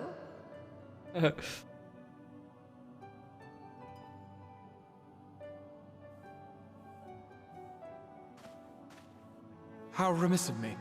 Grahatia is my name, and I am proud to call myself a scion. I too wish to offer my gratitude for your invaluable aid in sustaining the Archon's bodies, as well as my apologies.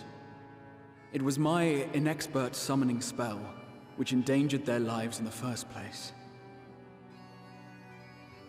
Ah, yes. The one bent on digging up the mysteries of Alag. Old Galaf used to speak of you, and Kryles told me all about your recent exploits.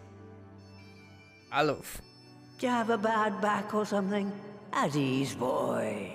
Whatever mess you've made, I'm not in the habit of dwelling on the failings of the younger generation.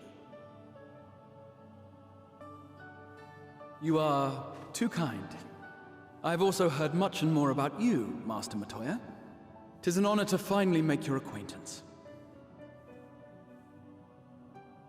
Well, that's more than enough pleasantries for anyone. Tell me what you want. I haven't got all day.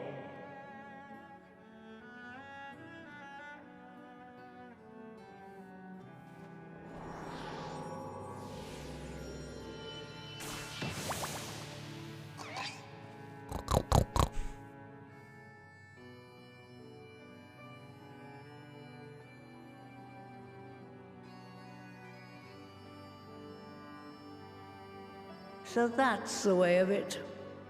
It should be a simple enough matter to make the familiar. The magic, on the other hand. Ah, that you may leave to me. Being the only one possessed of royal blood, I alone can imbue the subject with the necessary magic. So I just need to create porxes with the power to stir the soul. Just, I say. Though we're talking about a veritable herd of the little buggers. We'd collapse before we reached double figures.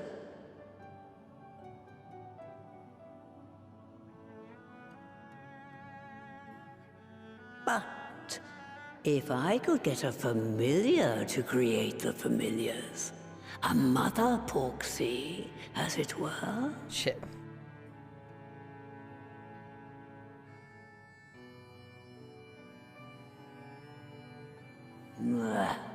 Seems I haven't seen the last of that moldy old hole after all.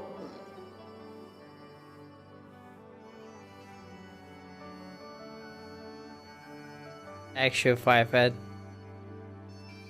We're just gonna let the porxies fuck and create like baby porxies. Easy. Alright, off to my old workshop then. Everything required to make your familiar is there. There may be, but no one has set foot in there since the Exodus. I dread to imagine what has become of it. There's sure to be a handful of feral familiars and mayhap a monster or two, but nothing to trouble the likes of you. You can consider cleaning up the place payment for my help. Fine, we'll do it. Good girl. Now, if there are no other objections, I suggest you run along to the Maker's quarters. I sent one of my Powogos ahead to let you into the workshop. You need only tell him who you are. One can't be too careful after all. Off you go.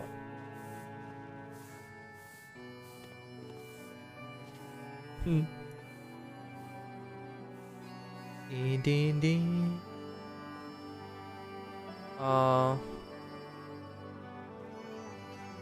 you leave again here? I see.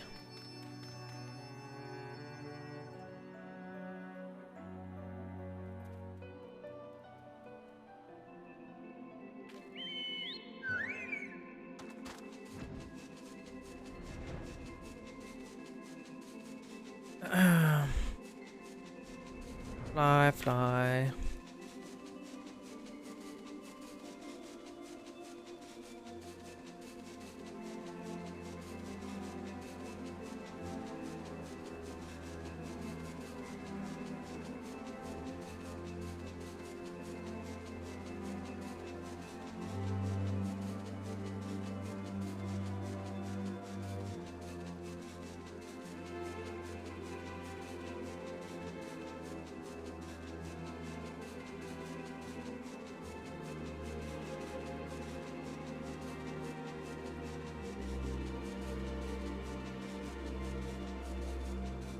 Pimp, you're right. Purchase all 3 sets of Grand Company Chocobo barding.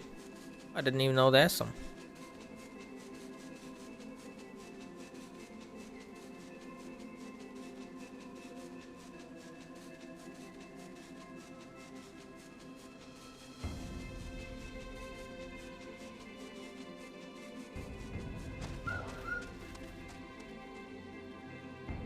Is this a new dungeon? Greetings, Ribbit, and welcome to my good mistress Relic. Pogo is my name, and I'm honored to be your guide. But rest assured, my brothers and I shall see to it you do not lose your way. Now then, Ribbit. Matoya's Relic, now accessible. Of course I did pre-order it. Don't be silly. Don't be silly.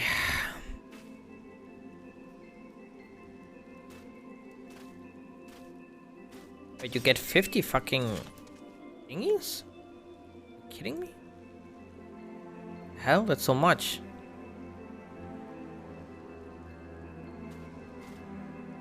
Also because it's maybe the first clear.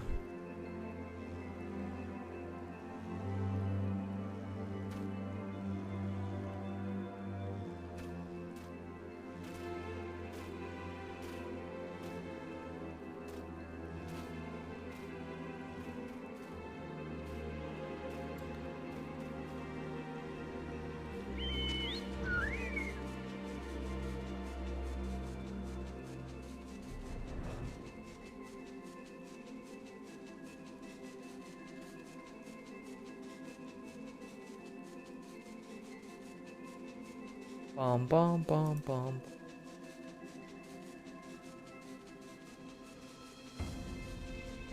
Oh, there's a new Ben Briggs remix. Let me quickly listen to it.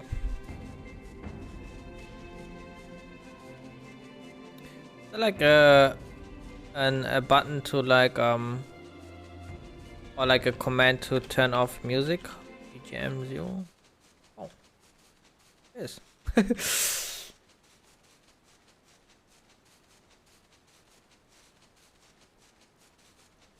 Let's see, is it on Spotify as well? Ben Briggs.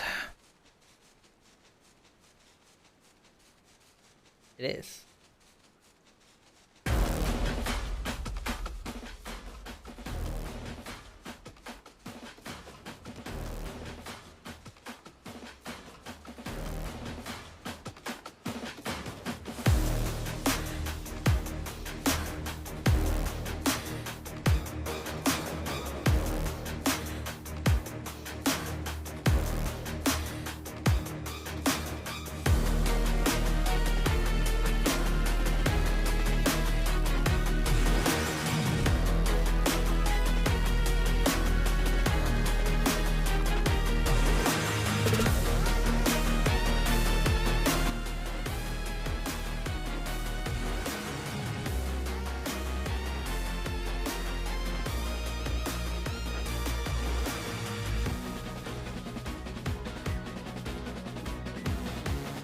I don't remember the song from Galaxy.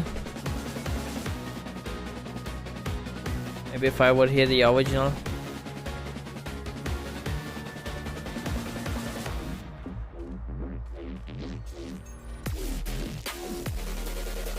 Yeah. Not a fan of like the dubstep stuff.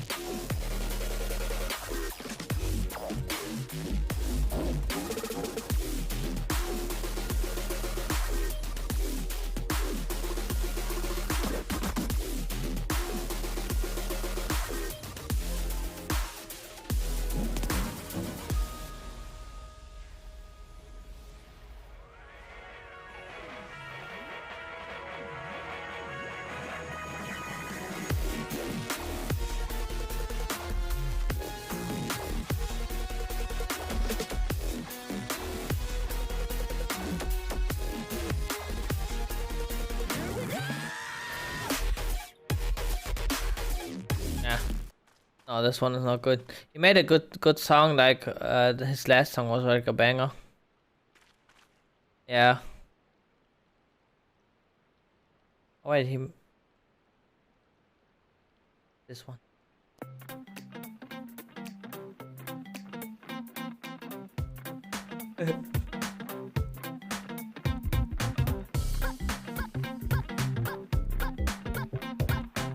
Humble.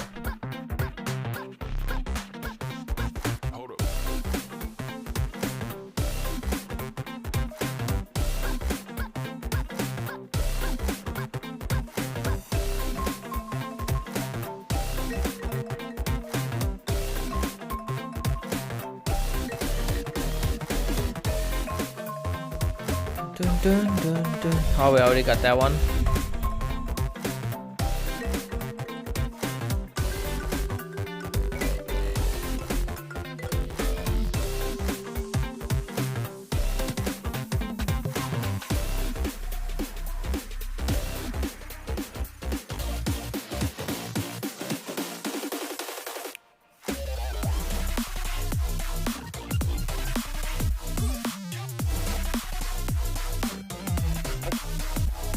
No. Oh. Okay, saved.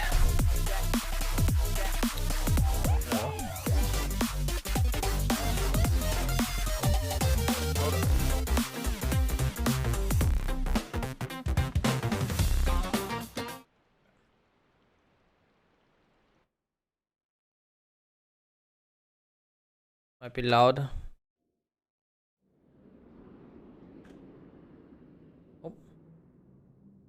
Thea's relict.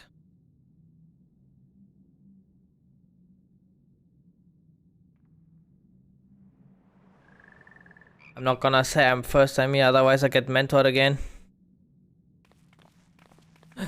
It's fucking Right.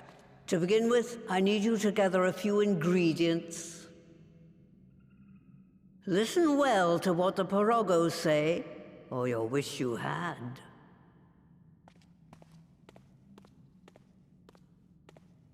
so for the first boss.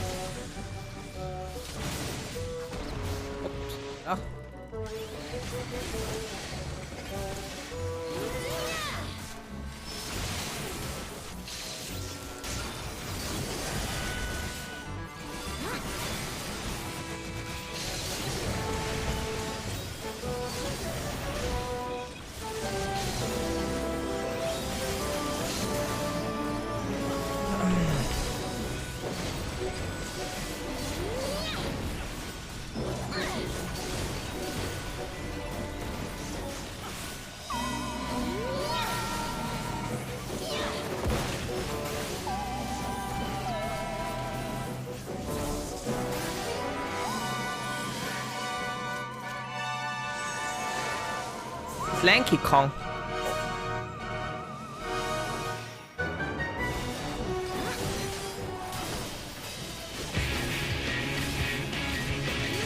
We are jamming, jamming, jamming.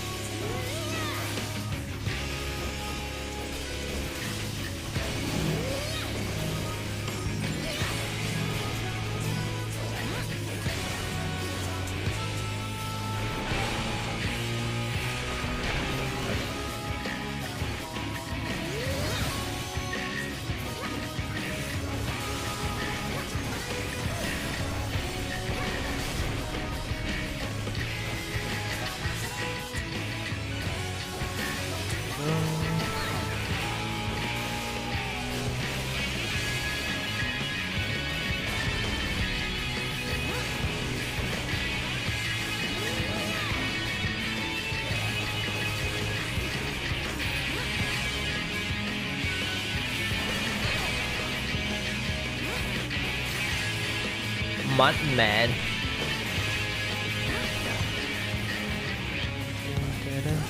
Yeah, we don't want to throw it in there, I guess.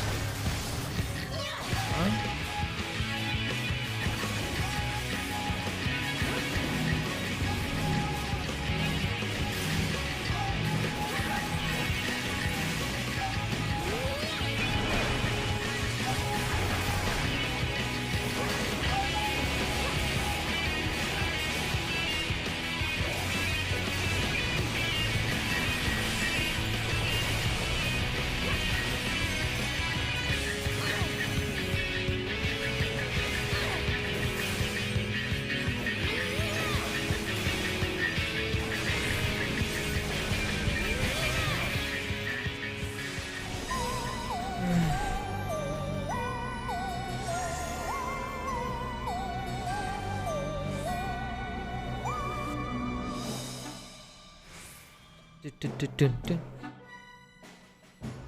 What would happen if you don't throw the ball in there properly?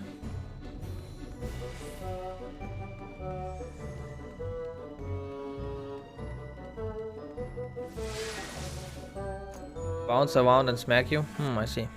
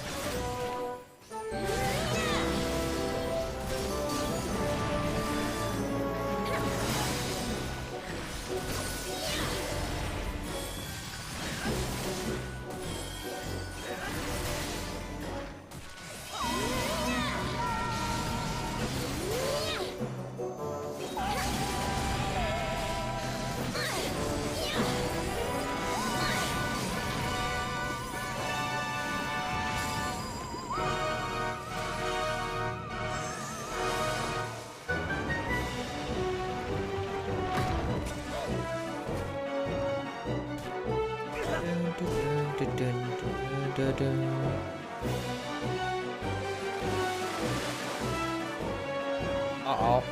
Can we fall here? No.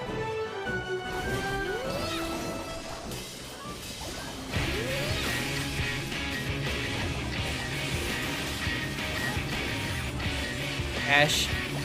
Mash. Uh-oh.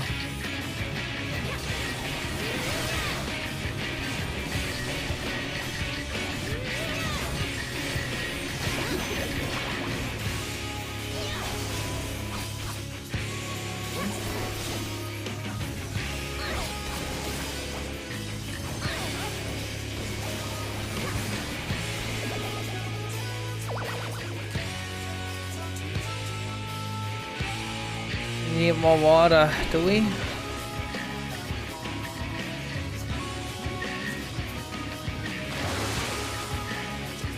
Oh. Oh.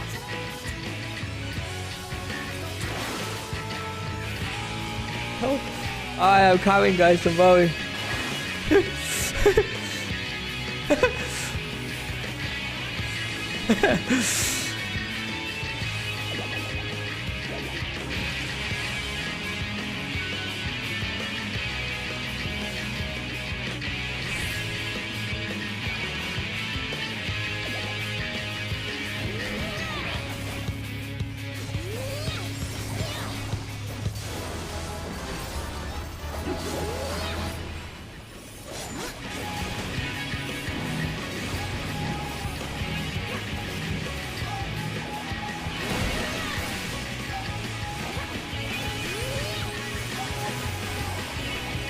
Smash, smash.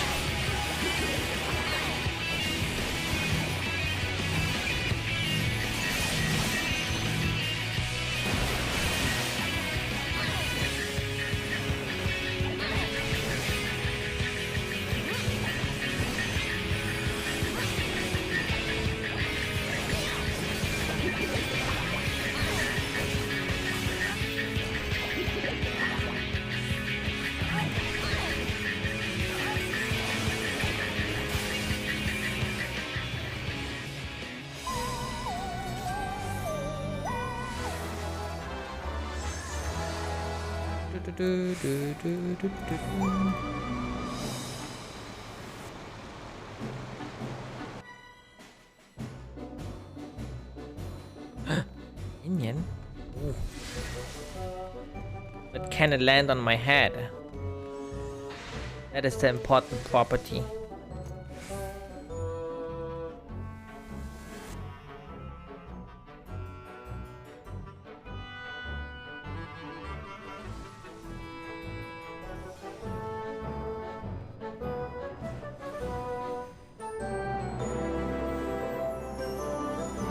And I wanna wait for the healer, guys. Don't worry.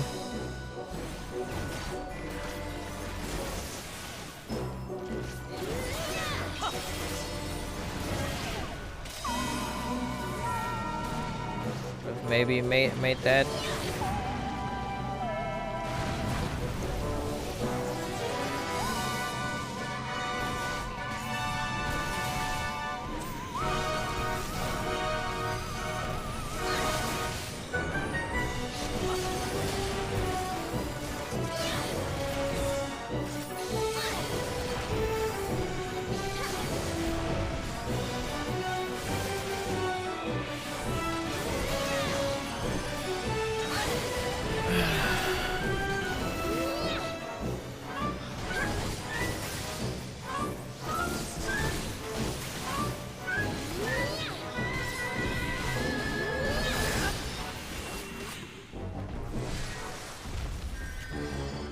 Little magma can stop us. He's Moses.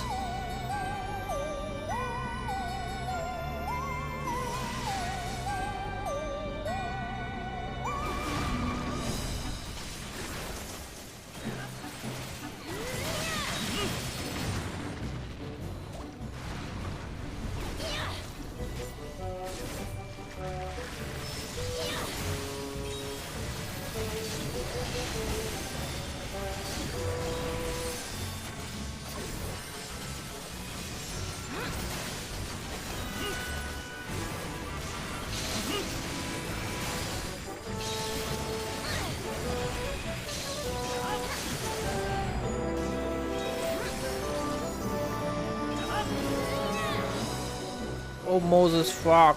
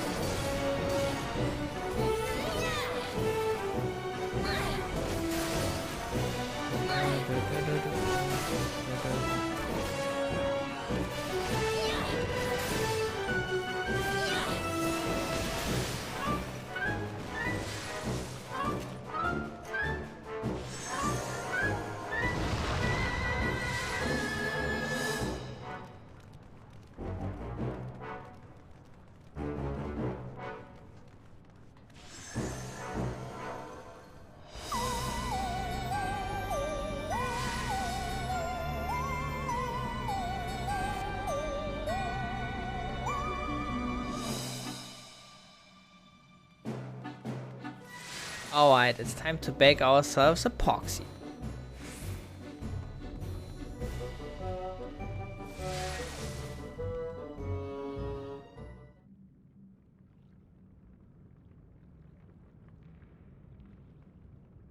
Right then. Let's get this over with.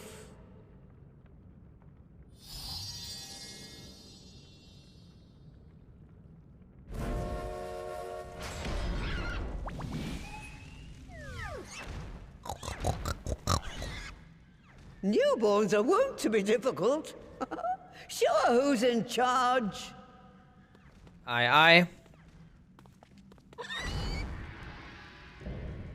The mother poxy.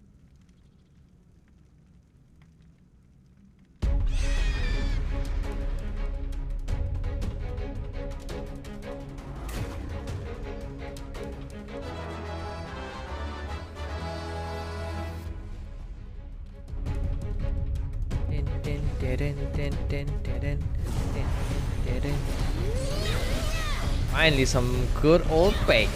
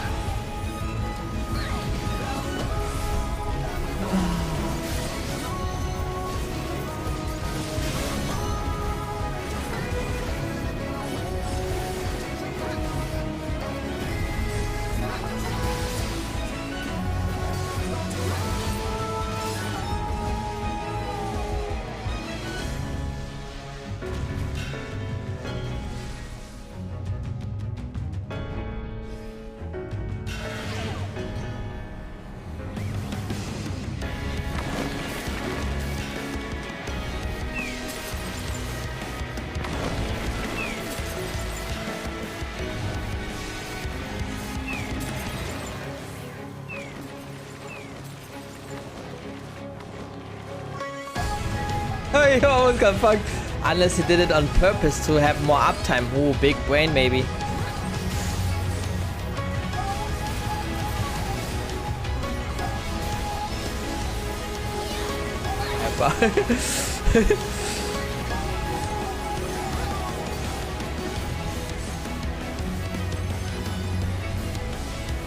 Kinda quickly.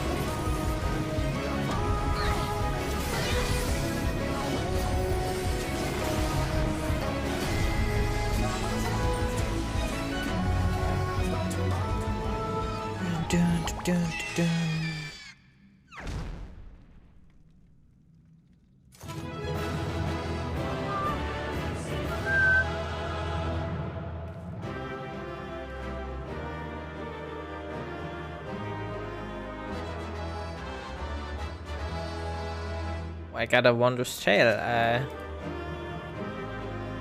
Thingy. Alright.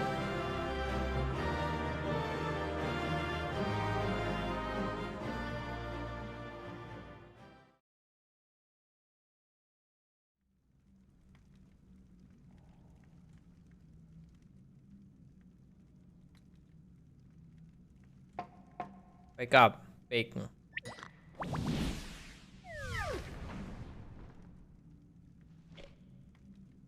There we are. Quite tame.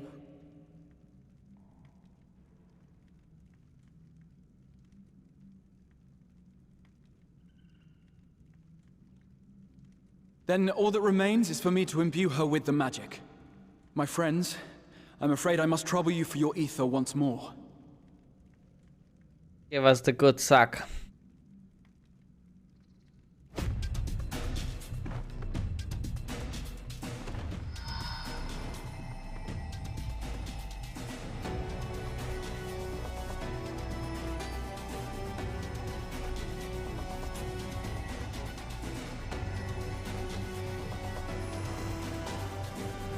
Ultra instinct activated. With showering gun.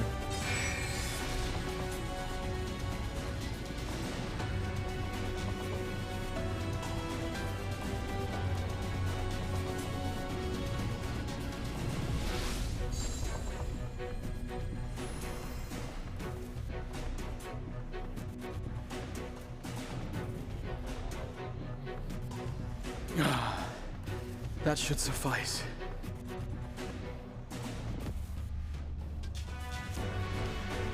Good. Let's set her to work then, shall we? I want to see some porkses. Assuming that is, someone can spare the requisite energy.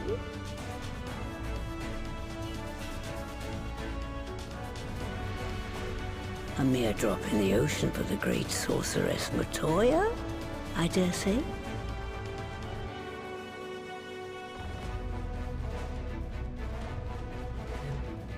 Din din din din din din din din din din din.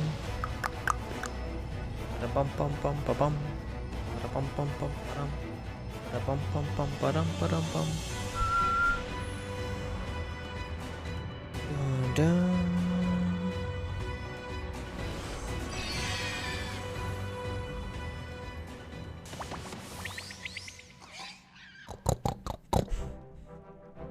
Excellent. Our very own litter of Angelos. And we can make as many more as we want, simply by providing the Mother Porksy with additional ether. I will require a moment before I try again. It's still hard work, but a damn sight more efficient than making them one by one. Thank you, Master Matoya. Everyone, we're a step closer to our goal. Distributed amongst the allied nations, they should do much to facilitate closer dialogue with the beast tribes. And given their present travails, I believe our friends in Limsa Laminsa should be the first beneficiaries. Agreed. Though I must leave this errand to you. I doubt my legs will carry me out of the cave, much less to Vilbrand. Thank you for taking the lead in gathering the ingredients. I expect you would benefit from a rest too. It's not a big deal for me. In addition to the porksies, I trust you've gained an inkling of how much effort goes into the creation of familiars. Or mayhap you attribute your struggles to old age. If I said yes, would it persuade you to treat me like an adult? Not with that pertness, it wouldn't. Anyway, assuming you have no other favors to ask, I shall be leaving.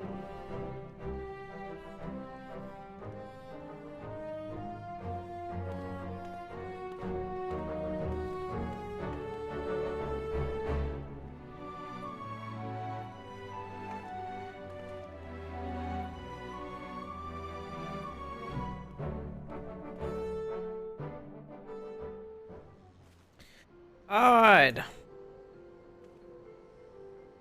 Lest you wonder, Master Matoya has returned to her cave with his daughter. There's peas in the pot, are they not?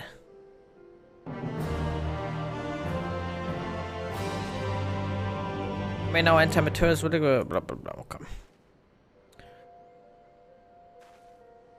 Well then, my friends, let us return to Limsa Luminsa and deliver the good news to the Admiral. A word to the officer in Bulwark Hall should be sufficient to secure us an audience. Let's deliver the bacon.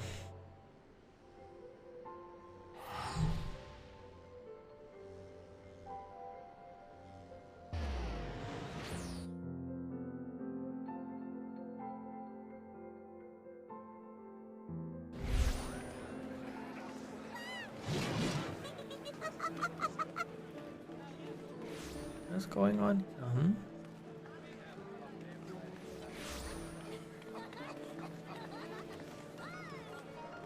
Poor Sprout getting dragged into it. Just wants to do the MSQ. Linza.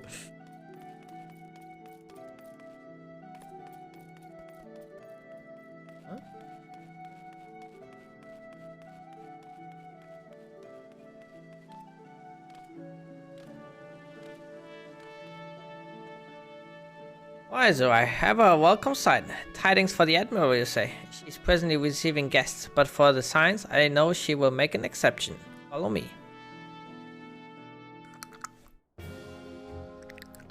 The hell?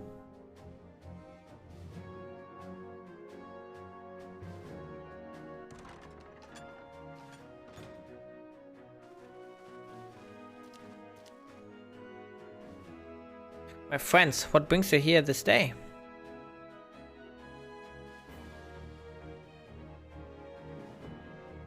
Is this true? That is true. By the Navigator, a cure for tempering. As often as I've been in awe of your science, I would not have thought it possible. And yet it is, Admiral. We have done it here in Limsa. A production of more familiars has already begun. You have my thanks, truly. This will do much to advance the cause of peace. Yet I fear it will take more to close the rift twixt man and beastman. Even to speak thus divides us. Welcome as it is, a cure will not guarantee reconciliation between our peoples. For though summoning and the tempered may serve to fuel the conflict, they are but symptoms of it. If we are to resolve the primal problem once and for all, we must address the cause. We must strive for mutual understanding and find a way to leave our bloody past behind.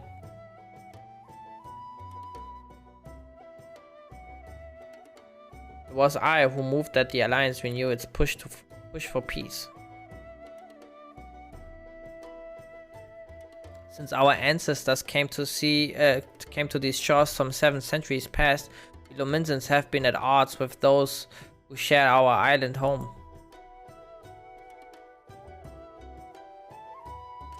Save for a brief moment of cooperation with the kobolds, our history has been one of the nigh constant territorial squabbling. Meanwhile, our struggle with the Saharian for control over the seas has only grown fiercer, a matter made worse by the thrice-damned calamity driving them to seek new spawning grounds.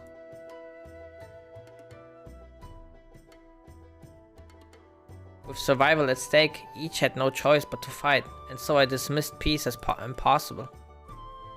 Possible is a word coined by the weak. I proclaimed to all who'd listen, and then gave up. You and yours put me to shame.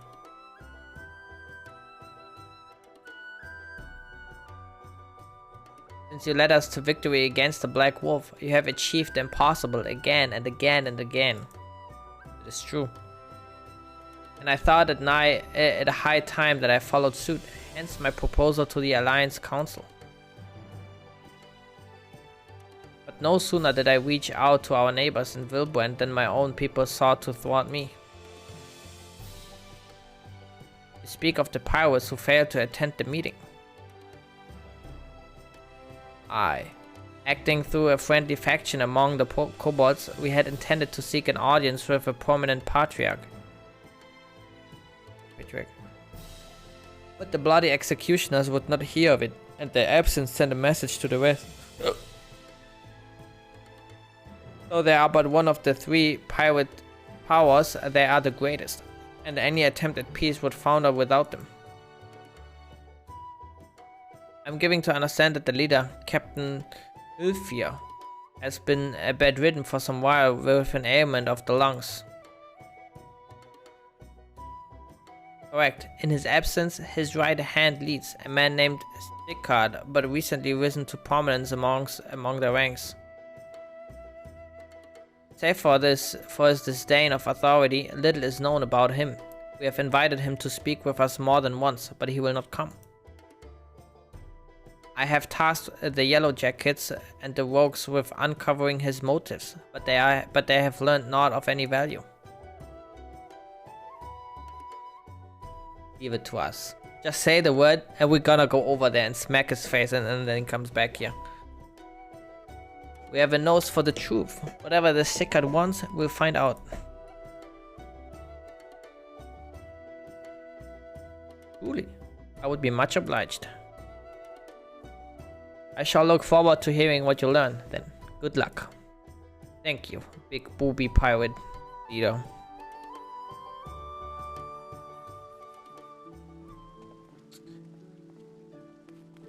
Arfino, what's the news? Tell me. By way of a first step, I suggest we split up and make inquiries around town. Someone must know the secret. If you could approach the pirates, the rest of us will seek out merchants and adventurers.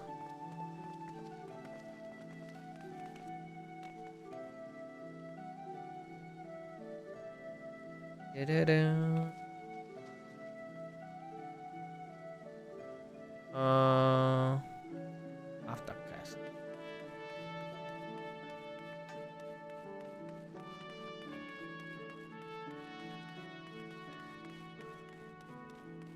See what the legions are doing here again. Huh?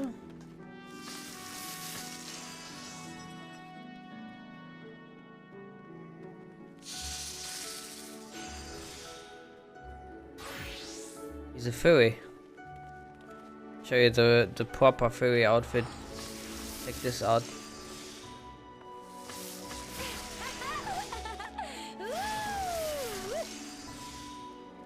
Bitch ass.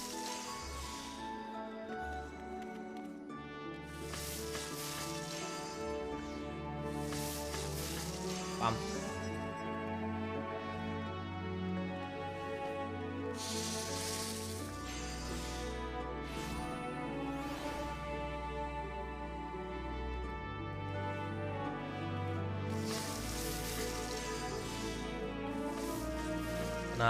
Yeah, P-Walk through Limsa.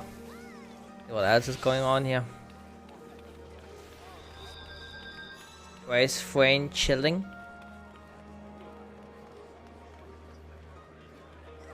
Very interesting. Hold on before they think I'm an actual furry here. Back to my edgy outfit. Oh shit! Look at this. A mask. Alright.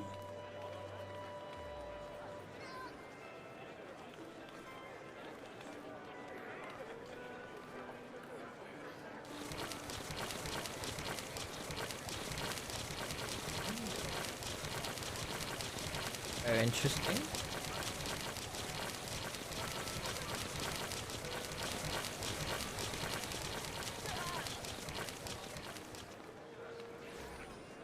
What's this? Oh, it's crafting, I think. What the fuck?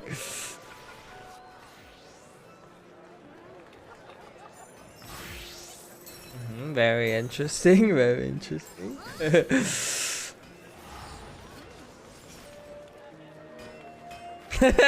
They're still here. What the fuck? Dungeon Master. Ah, shit.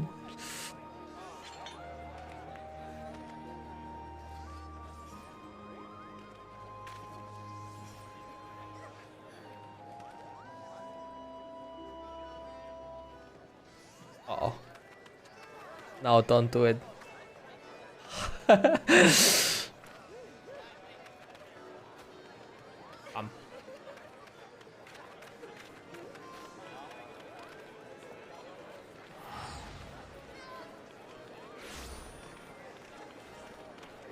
Ah.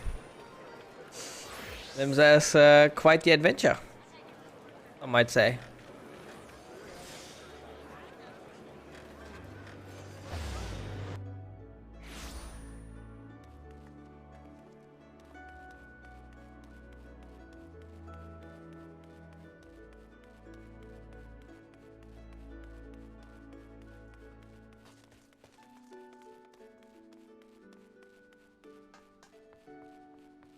Coco.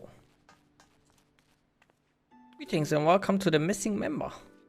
And no, really, all people are welcome to dine here. There is absolutely no danger of dismemberment. God bless. Ooh, pirate lady. Ah, you want to know about Sikan? He's really bugger is what he is. Found some clever way to make coin, they say. Traded it for Moonskate's place at Old Hillfest site. There was a time we raised the executioners for our pick of the Emperor's fleet, but the Guardians are gone, and them days with them. On to which we've all of us had to look for other ways to make ends meet. With that jumped up bilge, Red Sickard landing the juiciest, whatever it may be. Not that we servants are struggling, mind. We do well enough guarding fishing boats from the fish bags and other beasties. Get the first pick of the produce for our trouble, see? Quality stuff at a bargain price. This we pass to our sisters as can sail on account of getting old or wounded or with child. And they cook it up and sell it for pretty profit. Simple. Oh, I miss the old ways. Don't get me wrong, but when I see the girls with their little ones, I think to myself, life of peace and quiet ain't all bad. Very true. There's the other one.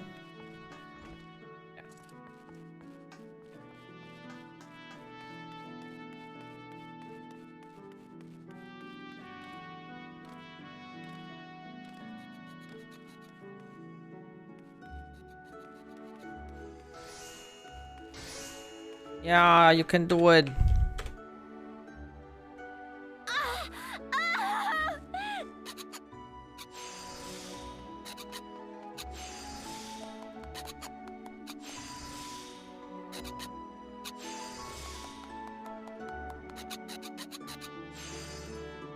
You got this, bro. This is gonna be a masterpiece. Iron round knife. Big.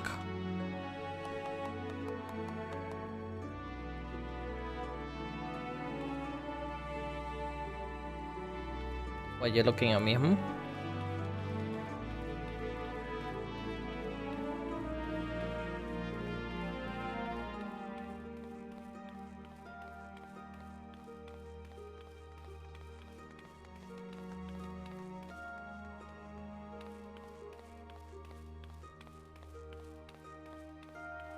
Okay, very interesting.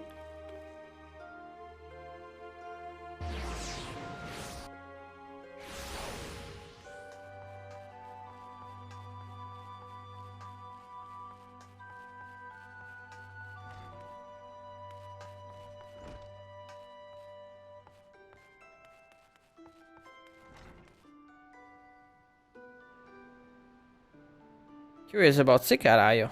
As am I, my friend, as am I. Sadly, I know nothing of the man, save that the bloody executioners experienced a marked improvement in their fortunes after his promotion. Quite how he achieved this is a matter of some debate. As you know, the thalassocracy permits us to attack only Gallian vessels, yet these have all but vanished from the sea since the empire turned upon itself. In order to adapt, we Krakens have taken to trading with the East. The executioners are less forward-looking. Cannot imagine they would willingly abandon their old ways. So how, then, are they lining their coffers? Whatever their secret, they are not like to share it with their rivals, but mayhap you will have more luck. Very, very true.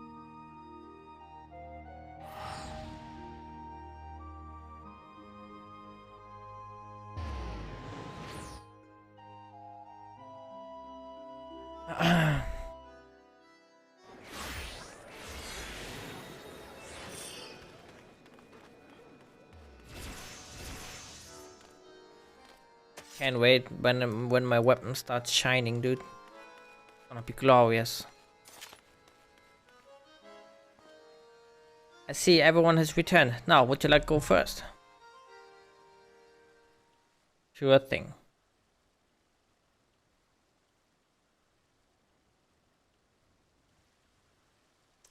So just as their imperial prey began to disappear, Shika turned the executioner's fortunes around with a mysterious new source of income. Whatever it is, it's nothing to scoff at. According to the tavern keeper I spoke to, the crew have been indulging themselves as never before, but no amount of drink seems to loosen their tongues as to how they are coming by the coin. For my part, I spoke with a reporter from the Harbor Herald. The publication has been investigating the secret of the executioner's good fortune, making little headway. Plainly, the executioners do not wish the nature of their business to be made public.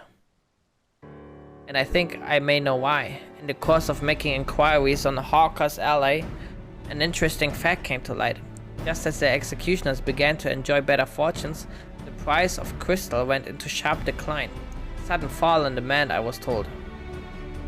Curious, I contacted Howie Boulder, who has been watching the movements of the beast tribes, and my suspicions were proven correct. Despite ever-worsening relations between the beast tribes and the thalassocracy, neither Titan nor Leviathan have made an appearance of late, suggesting that the kobolds and Sahagin lack the means with which to summon them. Do you mean to say the executioners are divesting them of their crystals? All indications point to that conclusion, yes. Though we have no hard evidence as yet, we must investigate further. Agreed, so how do we proceed? Oh, I have an idea about that. In fact, I have already taken the liberty of making certain provisions. Look at his smug face.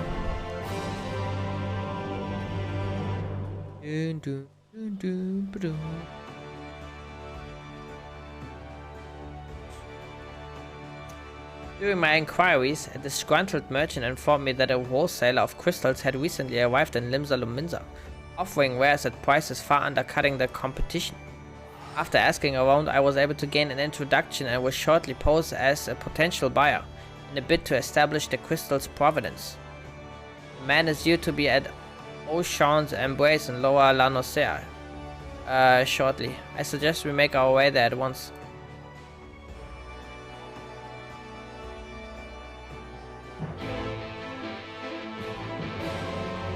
Doobie doobie dee da.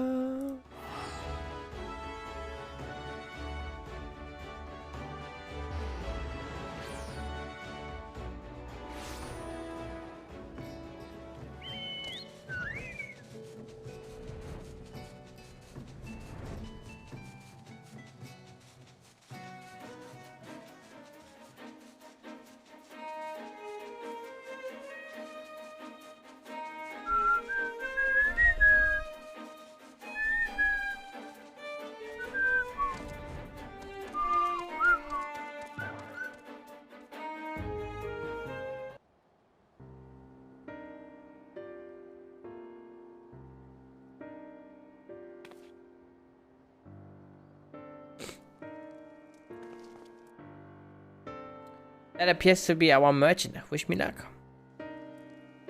Wait, if he truly is in league with the bloody executioners, he will surely be wary of those allied to the Admiral. His Highness not least of all. Compared to yours and Zoe's, mine is an unfamiliar face. Let me play the role of buyer. Gua's right, and even if you aren't recognized on sight, you look too genteel to be mixing with society's underbelly. Genteel, but very well. I leave it to you, Guaha.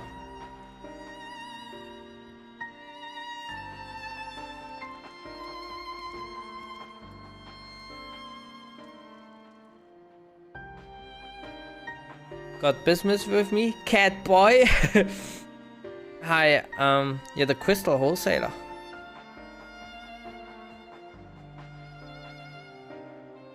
Smiley face. That I am, but you're no merchant. So what do you want the crystals for?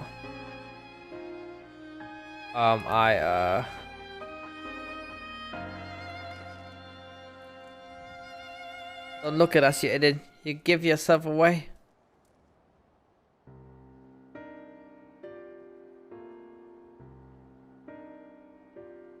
Oh, I see. You're a weaponsmith, am I right? And you need crystals to make staffs like that fine specimen you've got there. That's right. I am indeed a weaponsmith, and I use naught but the finest materials. I bet you show me your wares. Well, we don't invite just anybody into our storehouses. It takes time to establish trust, you understand? Look, I have a large and urgent commission. If the quality is satisfactory, I will not quibble over the price. Alright, it's plain that it's no ordinary crystals adorning your staff, so I'll make an exception. Come with me.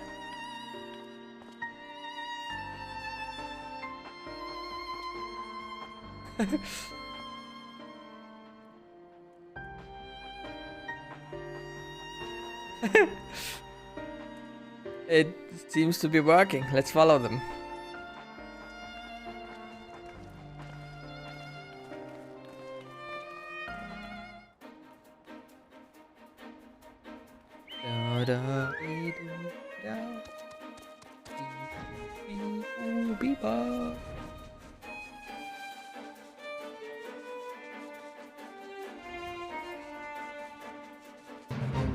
I will help you guys, don't worry.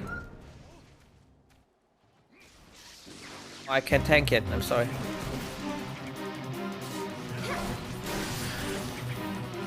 Big 1-2 combo. Big damage, big damage. Right.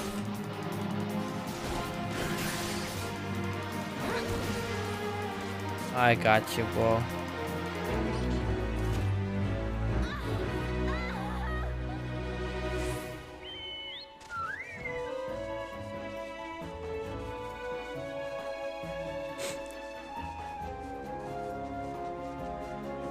Thank you very much. You're most welcome.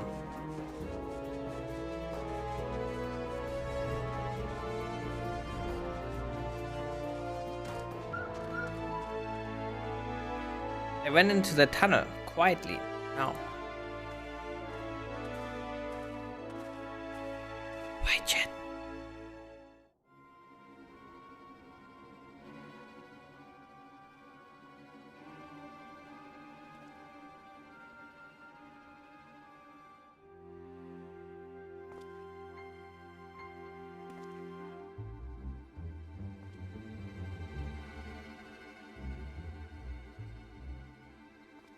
You won't find any finer, especially not for the price. Indeed, I would expect to pay more than double for such quality. How could they possibly be so cheap? There's nothing unlawful about them, if that's your worry. They're from Ogomoro, if you take my meaning. Stuff as pure as it gets, you won't be disappointed. So, how much you want?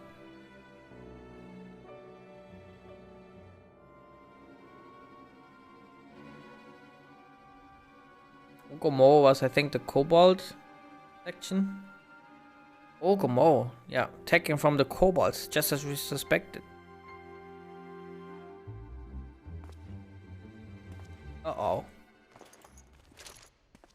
That's enough. Shut your gobs and turn around. Slowly.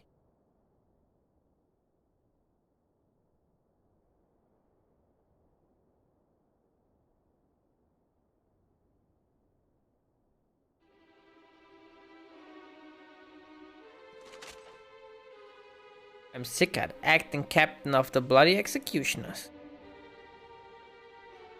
No need to introduce yourselves. We know who you are. Science.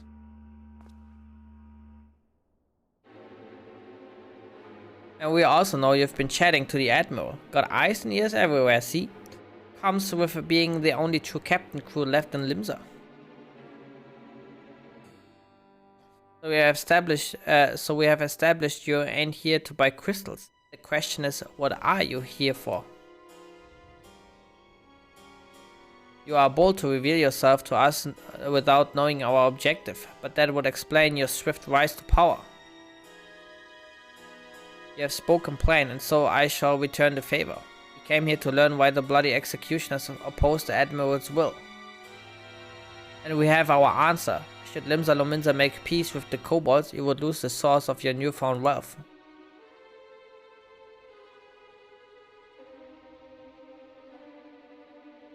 That's right. Just to remind you though, we ain't breaking any rules here. The law forbids us from attacking any vessel not flying the Imperial flag, but it don't say nothing about beastmen. Only reason we keep our operation nice and quiet is cause we don't want no one taking our business. Wait, just listen to the end, will you? For what it's worth, I have the highest respect for you and yours, her especially. While the Maelstrom were worrying about dirtying their face, fancy red clobber, you lot stormed Ugamaru and battered Bleeding Titan himself. Raised a mug to you when I heard the news. And now we're following in your footsteps, making sure the beastmen never summon their stinking guards again. Practically your successors, we are. When there were still Imperial ships about, we did our bit for Limsa and went after them. But with the Galleons gone, there's no one left to ply our trade on except the beastmen. So let us have that, It's only fair. Contentious though some may find your views, it is true that you have broken no laws. That being so, I see no reason why you should not state your case directly to the Admiral's face, unless the acting captain of the only true pirate crew left in Limsa Lominsa has some other cause to hide in the cave. Well said indeed.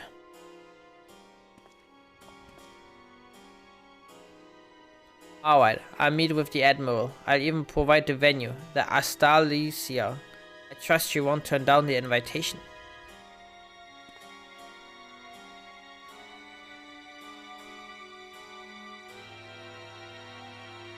Very interesting. I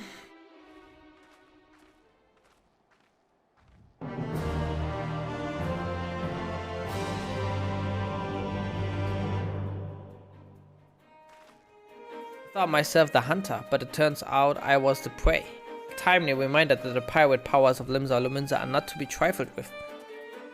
But all's well that ends well. Guahatir's timely provocation had the desired effect, and Sikat has agreed to a meeting. Let us hurry back to Limsa Lominsa and pass on his invitation to the Admiral. Uh-oh. Gonna kill her or something stupid. Watch this.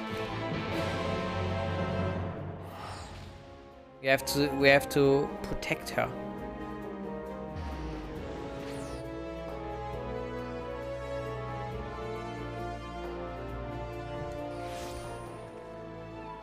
What is this here? Reported.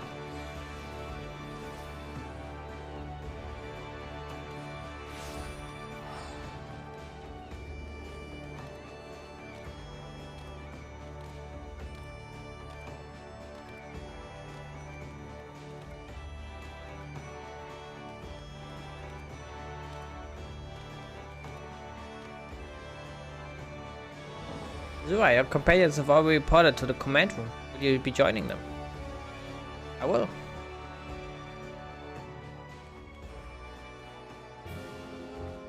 Welcome back, my friends. What news?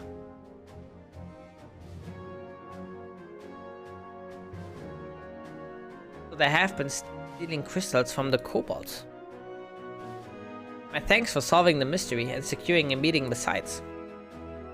Suffice to say, I accept Sikat's invitation, and I would have to join me as my guests. The future of Limsa hangs upon the outcome of this meeting, and I would have the science present to bear witness.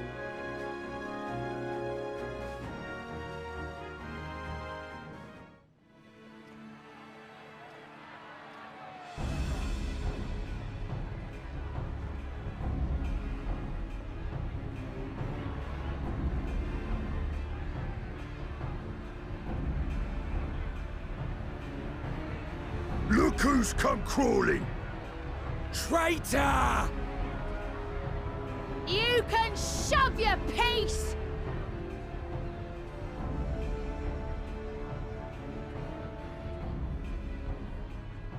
Welcome aboard, Admiral. I'll wager you don't remember me. Sicard, acting captain of the bloody executioners, at your service. 'Twas kind of you to invite us. Now, if Captain Hillfear has a message for me, I bid you speak it. We have just the one demand. That you forget this bilge about making peace with the Beastmen. Ours is a nation of pirates. Always has been, always will be. Deny us our right to plunder, and you deny who we are. Too bloody right! Yo! Pirates till we die! Yo, you What said... we want, we take!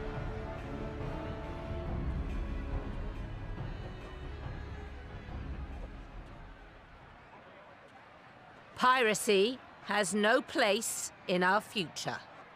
Damn. Bam. What'd she say? Pirates have no place. Our nation has prospered through piracy, 'tis true.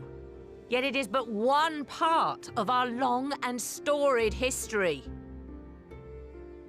Centuries ago, our ancestors led a failed rebellion and were driven from their homes with little more than the shirts on their backs.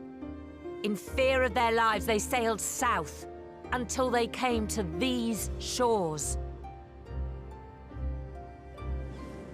Finding the land occupied by kobolds, however, they were forced to turn to piracy in order to survive. And survive they did. But not so long ago, when the Empire threatened to crush everything we'd built, we set aside piracy and joined hands with our neighbors. This too was in order to survive. And survive we did. Time after time we fought the Empire, and time after time we won. And through trade with our newfound allies, we prospered more than we ever did through pillaging and plundering.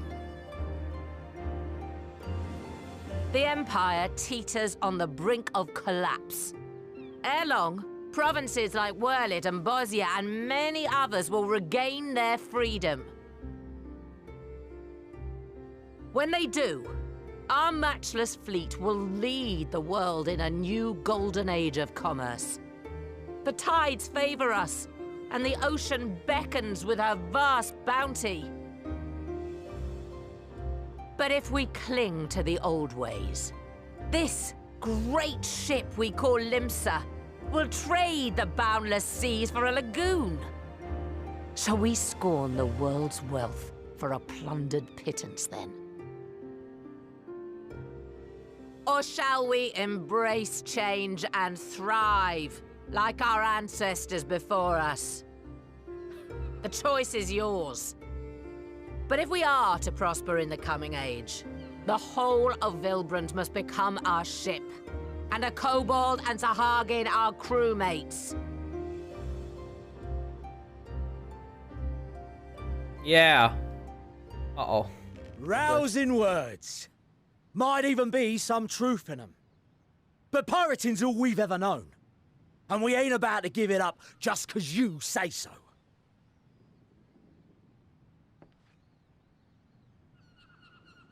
Still, we're all the Mincins here and no one wants a war. So where does that leave us? Long before you became Admiral, I heard you was captain of the League of Lost Bastards. That true? If so, you'd know how we pirates settle our differences.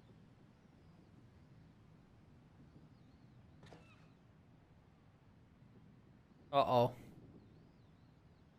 A duel. Very well. As Admiral of Limsa Laminsa, I accept your challenge. Uh-oh.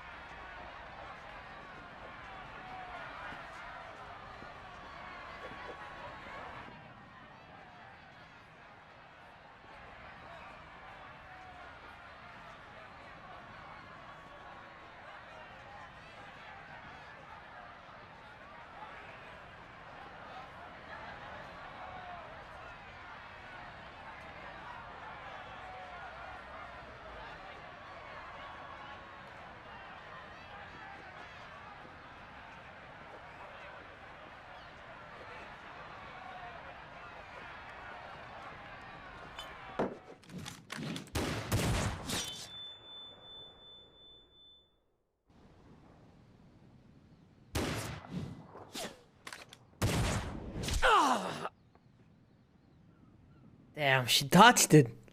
The legend. This ain't over! Not till one of us is dead! Finish the job! Or I will!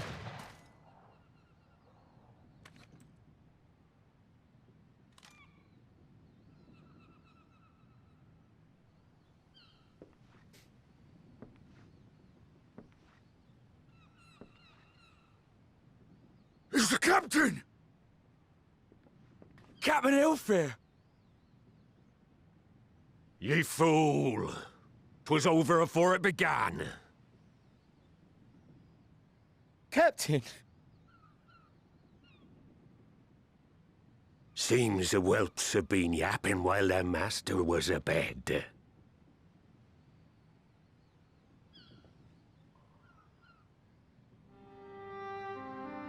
Listen well, all of ye. Since the signing of the Galadian Accord, we all of us have been part of the same crew. The crew with a good ship Limsa Laminsa. At the helm of that ship is the Admiral. And 'tis she who decides where we sail. Was I not clear on that point?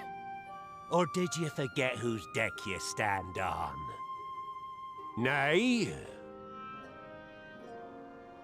Then what in the seven hells are you playing at? It's all we know, Captain. If we ain't pirates, what are we? You're bloody idiots is what ye are. Idiots with your own lives ahead of ye. Ye can do anything ye want. Be anything ye want. We're pirates, aye. And we pirates love our loot. But that ain't our first love. Our first love is the sea. The sea! And what she brings us. Freedom! So hold fast to that. Let the brine-crusted husk that stands before you now be the last of them as knew naught save out of steel. And make of yourselves a new breed of pirate!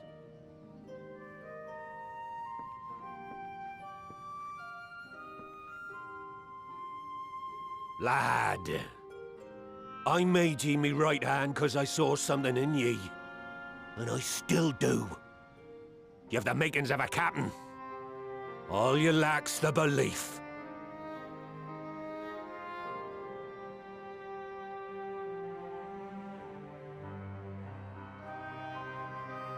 Well now, it seems we're of one mind after all.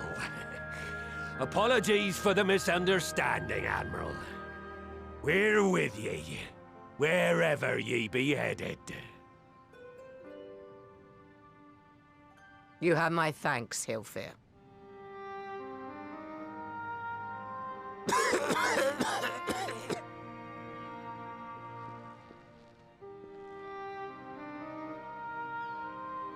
Your choice of dueling pistol did not escape my notice.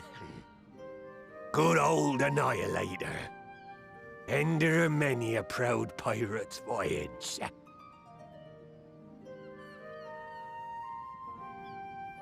Mistbeard's vanished into legend, and it won't be long before I take my rest in the depths.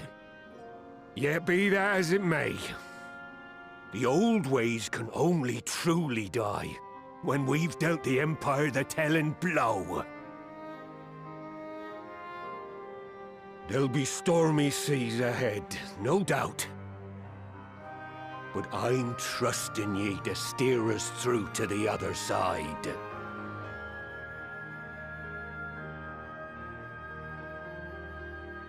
Not us.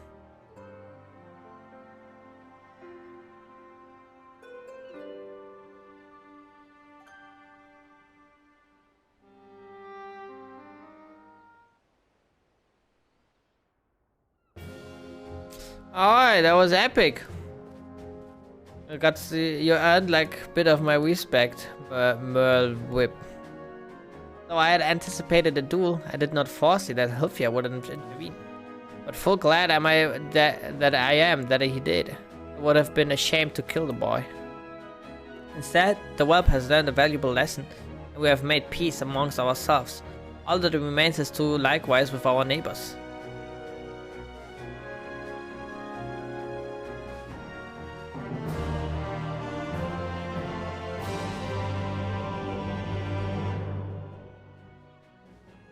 For the first time in a long time, Merlip's course is clear. Well, do you count Nanamo or fucking oh shit. Or what is his name? The bull. The leader. Like, for me, he was always kind of the leader. Fuck Nanamo. She's just like just chilling.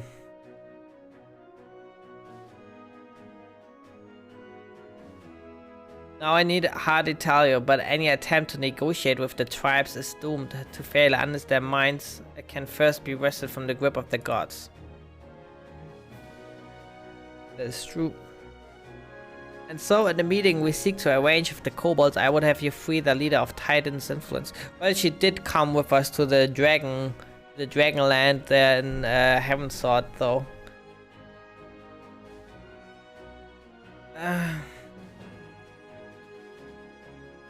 Leave it to us. We will open his ears to reason.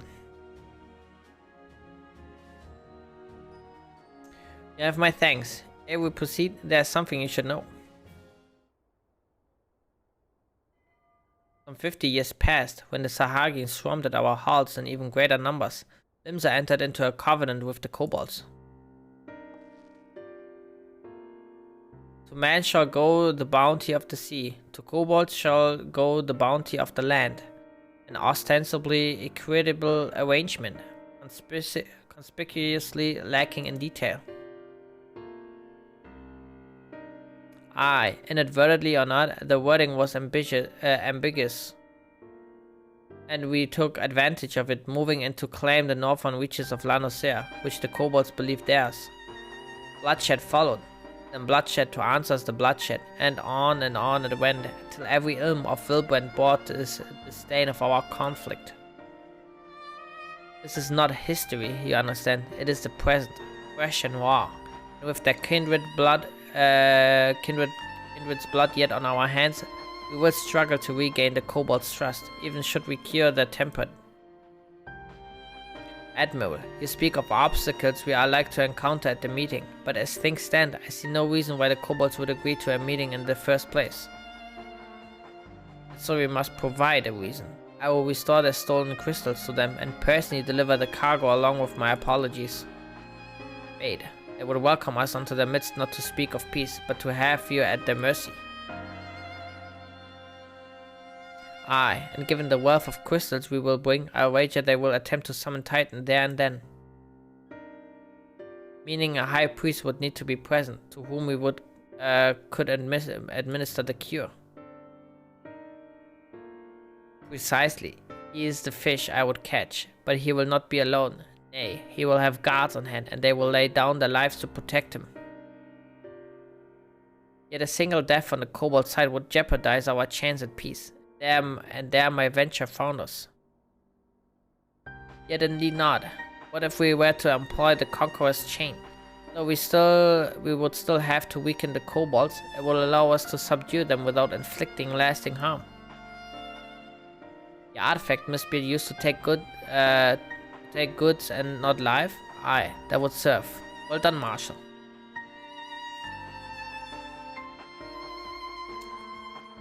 So friends, what think of our strategy?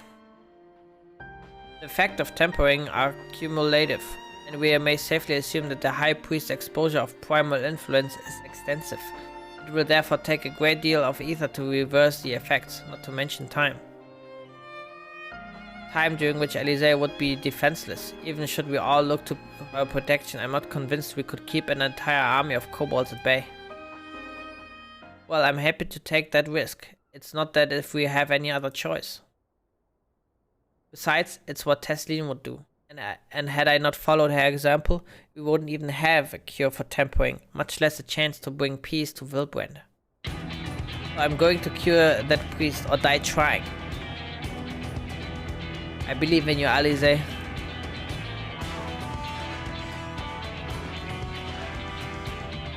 And I believe in you too. You and everyone. I know you'll keep me safe. Of course. It is settled then. See to your preparations and make for Camp Overlook. We will join you there and on.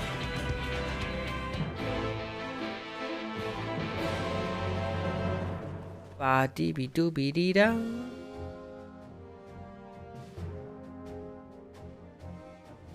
Alright. Me down a tiny bit.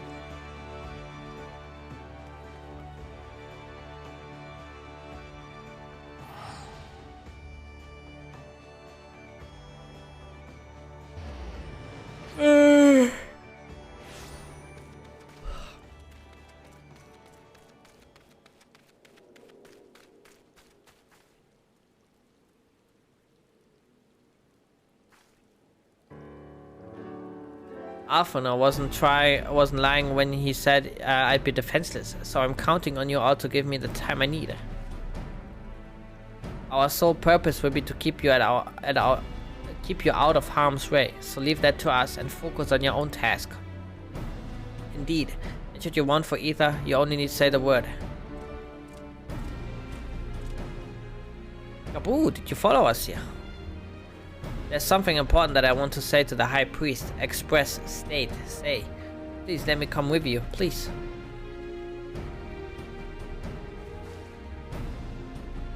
I'm sorry, but it's too dangerous. I need you to promise me that you stay here where it's safe, alright?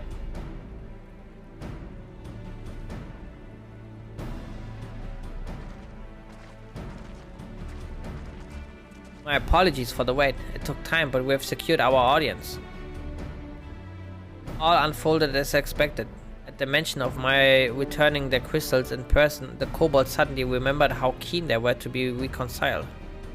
And so, in the glorious spirit of cooperation, we are to be received by Patriarch Zadar of the Second Order, who awaits our pleasure in the navel. If you are ready, let us proceed to the Ugramaro mines at once.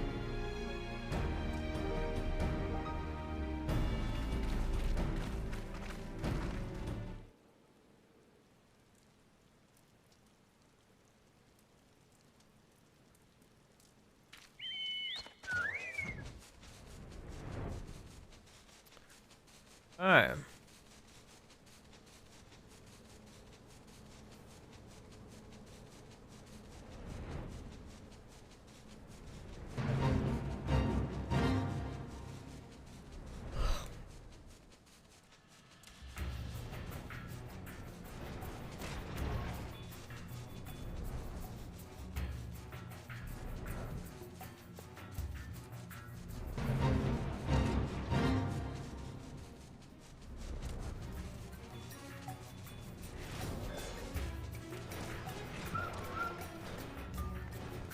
Etherwhite will bear us to our quarry. Should he make to summon Titan, as I anticipate, we will halt the ceremony and restrain him. At this, all hells will break loose and we will have an army of kobolds to entertain till Alize's work is done. Just remember, none must die. We weaken them and let Aesna do the rest. It is time. Stay the course, my friends. I spy calmer waters beyond this wall.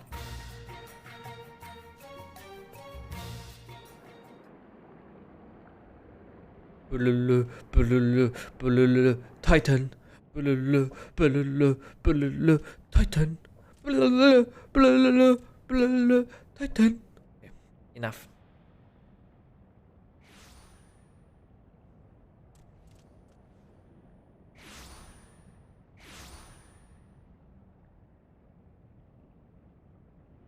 Oh man, his parents are still there? Are you kidding me?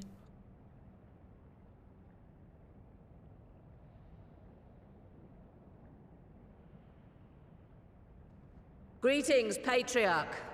I am Merlwib Blufisvin, Admiral of Limsa Laminsa. I come before you to offer my sincerest apologies for the many wrongs committed by my people against you and yours.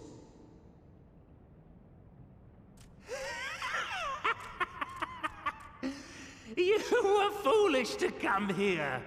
Stupid, unwise, foolish. The Great Father shall have your souls for your folly.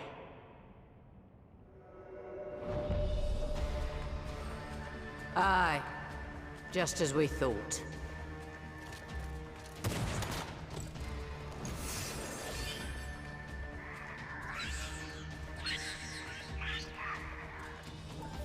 Now, Alize! Quickly! You don't need to tell me! Let none pass. We must grant her as much time as we can. No problem. Thinking.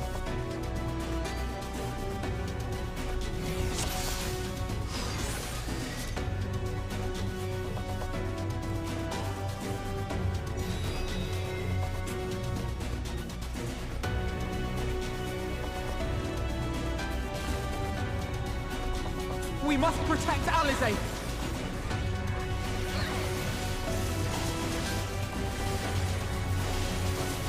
There!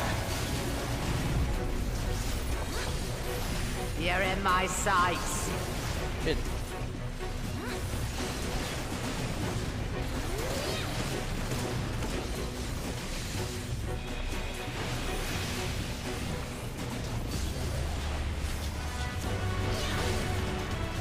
There!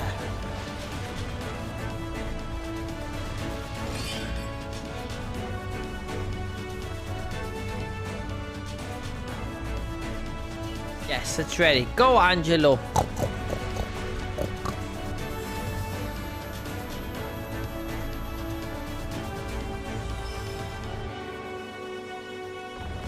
Alize, are you alright? His tempering is too severe. I can't finish the job. So one person's either alone is not enough. There are crystals, just take them? What the hell? Oh, just what we need.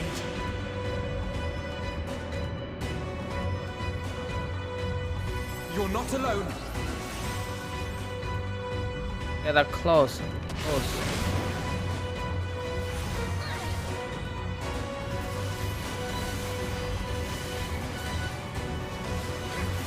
There!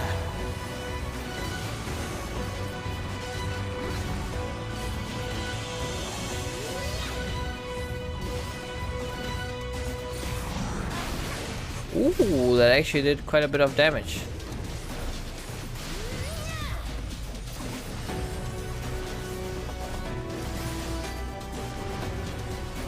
You're in my sights.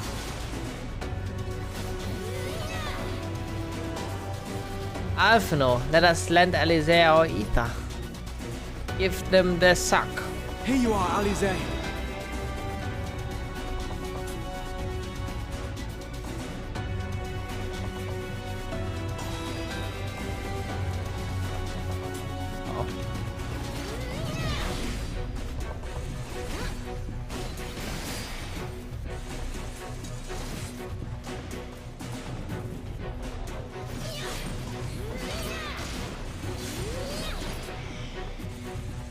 I'm nearing my limit.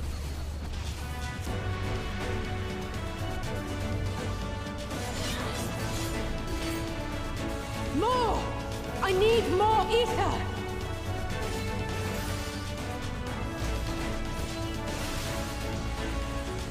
Oh.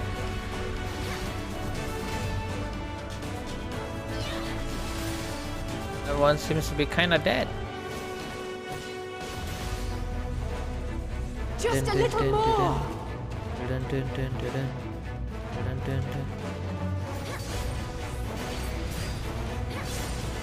No! Protect her!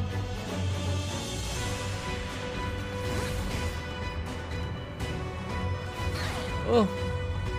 Oh no! Oh!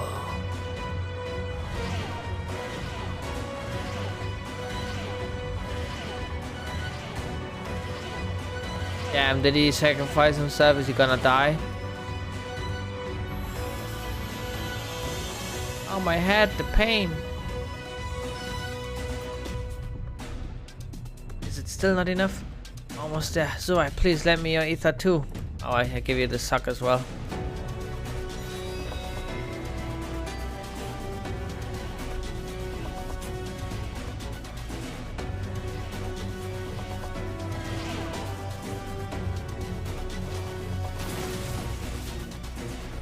That now got finished. Done. For that.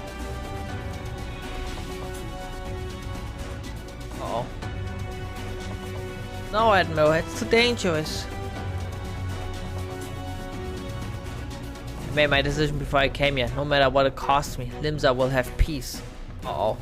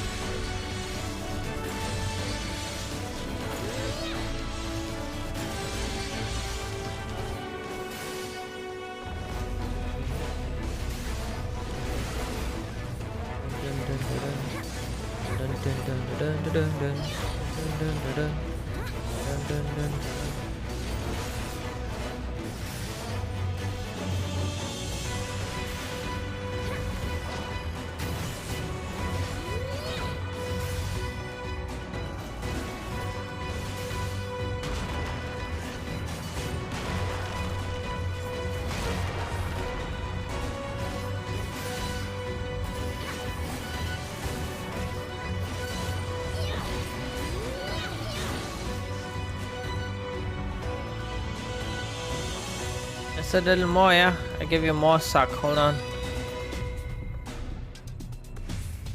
Thank you. It will work this time. I promise.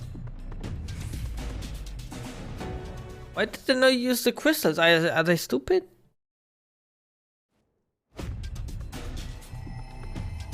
Yes, this will do. Here I go. Alright, let's go, Alice.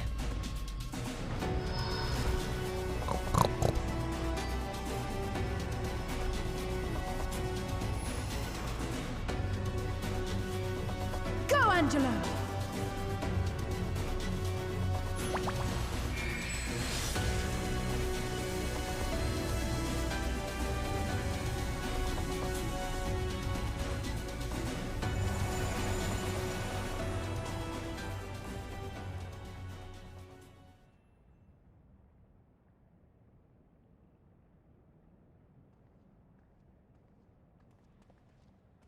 Oh, they're all back. Never mind. I thought they're dead.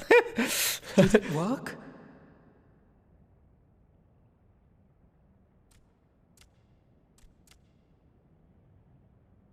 What?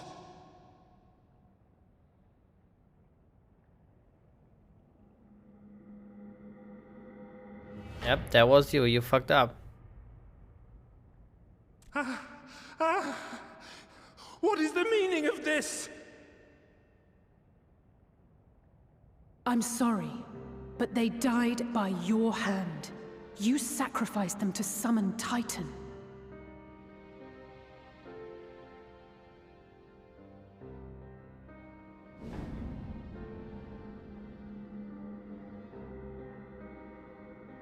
No. No, no, no, no! Why? Why would I do such a thing?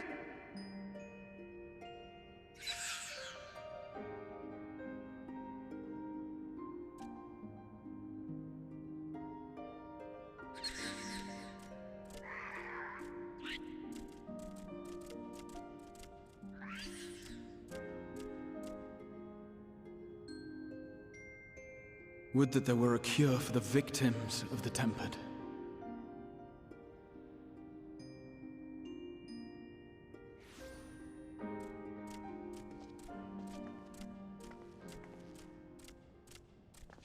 Gabu! What are you doing here?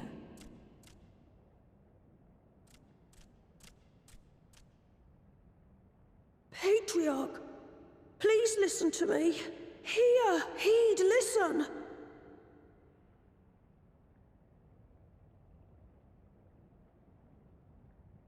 The Great Father we have been summoning is false. He only hurts us and those we love.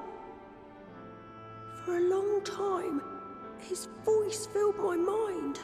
It told me to do terrible things. Awful, unspeakable, terrible things. But I didn't give in to it, and you mustn't either. There's been too much pain already, so please, end the suffering.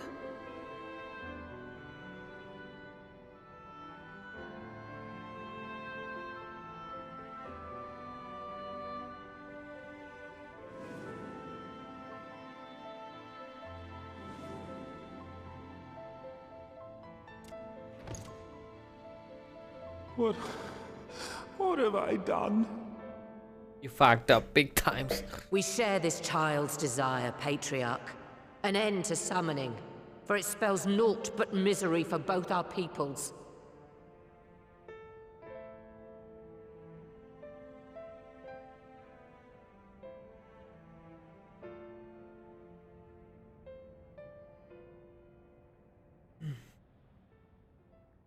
For many long years, man and kobold have feuded over territory, pillaging and perishing for the earth beneath our feet. It may be said that we fought to survive, but what we have sown in blood, we have reaped in suffering, and it cannot go on. I would see us set aside the past and work together for peace.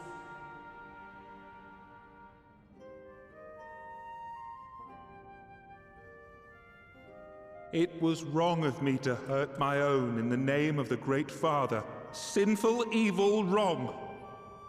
But that doesn't mean there can be peace between us.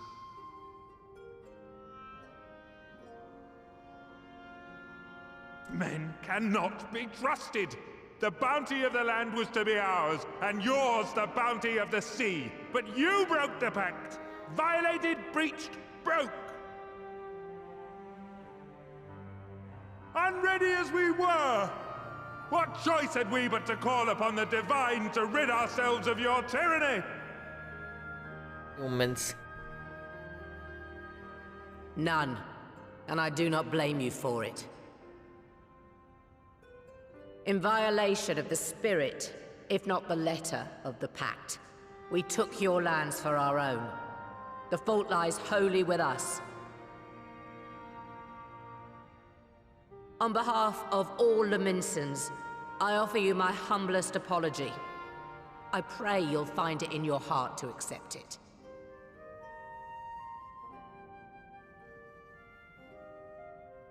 Yet I know an apology alone will not serve to make things right.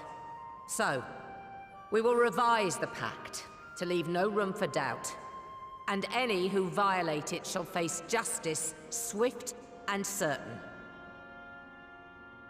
No, we won't be fooled. Not again. Please, True. Hear me to the end. Fleeting though it was, there was a time when man and kobold abided together in harmony, in cooperation.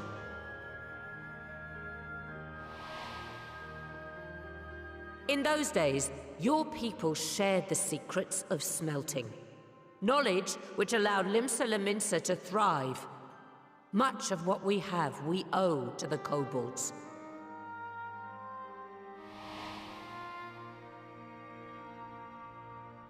And so, for the good of all who dwell on this isle, I wish to make you an offer.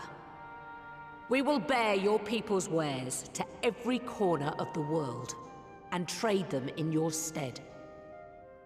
In return, we will bring you the bounty, not only of the sea, but lands both near and far. Whatever you desire, the Navigator as my witness, you shall have it. There will be no more man and beastman, just the crew of the great ship that is Vilbrand. And together, We will share in the wealth of the world. If you'll only accept our hand in friendship.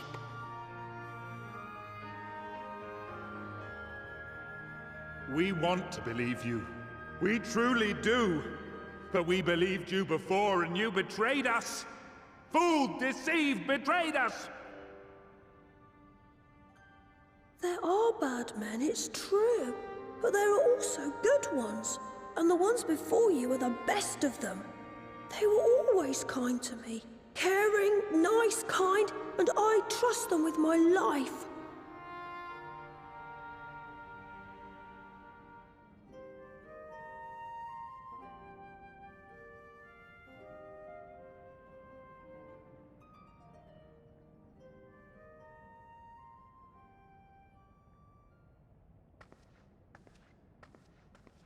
Before I became Admiral, I was a pirate. I stole, I fought, I stained the sea red with blood. Such is my past, and I dare not forget it, however much I might want to.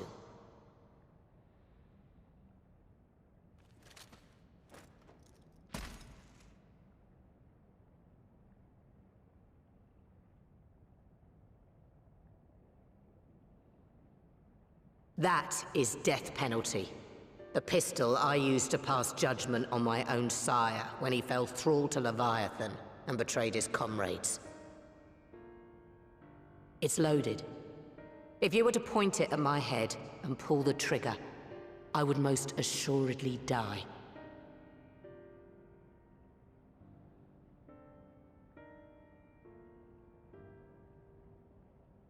Though it isn't much, my life is the single most valuable thing I possess. If it will suffice to atone for past wrongs, take it. A single bullet to annul the old pact, and my blood to write it anew. What comes after, I entrust to this man, my second in command. I know that he will do his utmost for the happiness of all who call Vilbrand home.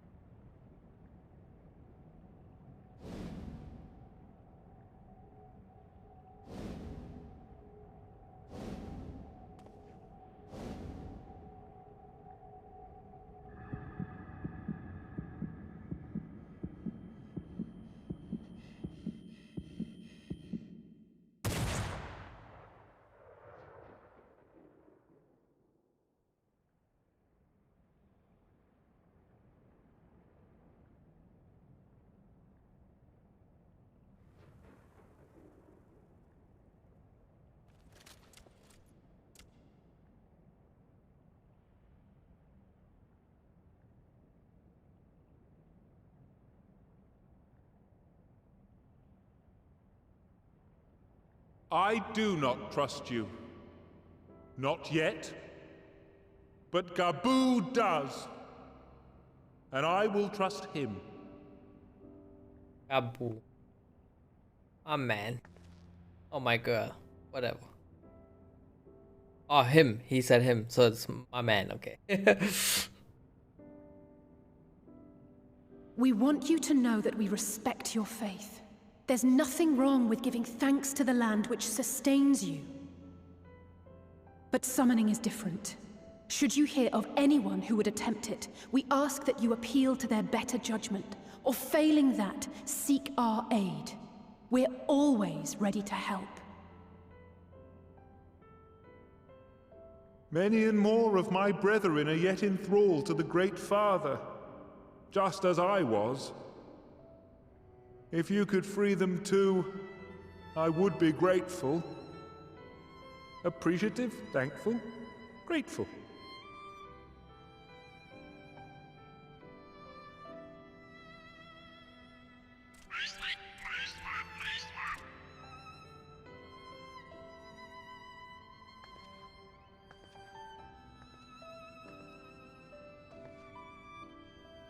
'Tis we who should be grateful, Patriarch.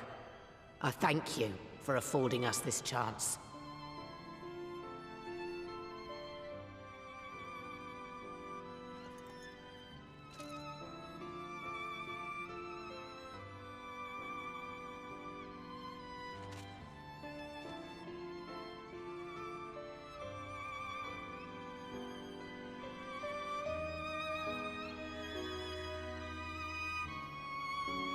Okay.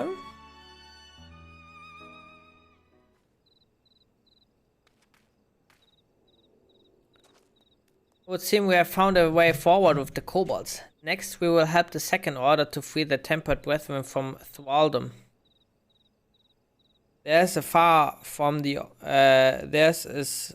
from the only order, of course, and it will keep no small amount of time and effort to reach the rest, but reach them we will, however long it takes. I would say that I was in your debt, but that has long been true. So instead I will say thank you for helping us to plot a new course not only for Limsa Lominsa, but all the Eorzea.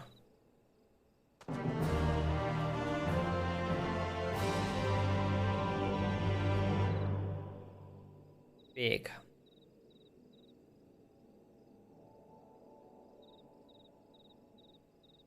Right.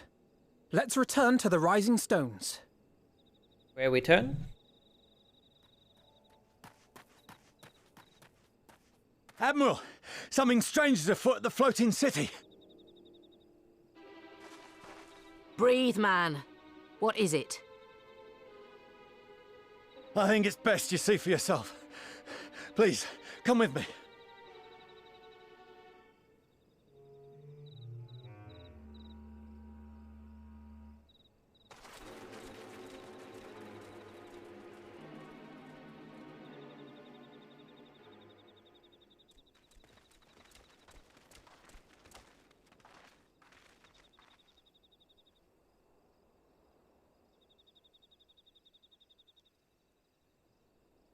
What in the world is that? What the fuck? A tower. You can see it too, then? I feared I was losing my wits. One moment I was patrolling as usual, and the next it was just there.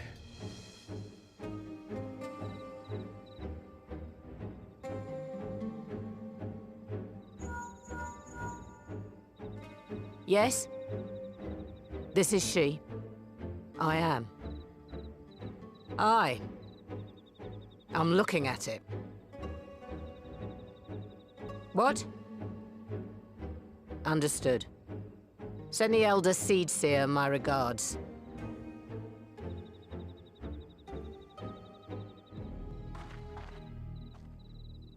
The communications officer. It seems this isn't the only tower. They've sprung up all across Eorzea. Uh-oh.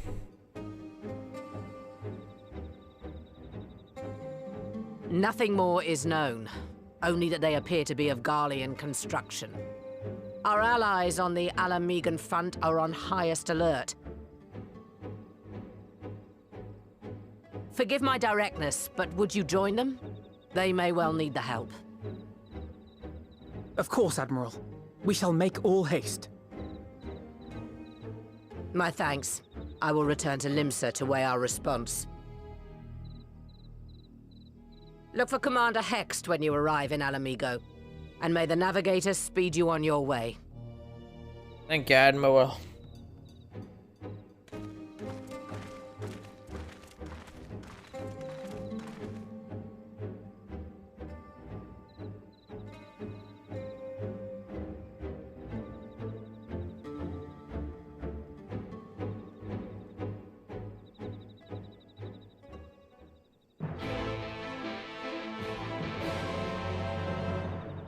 Very interesting. Hmm?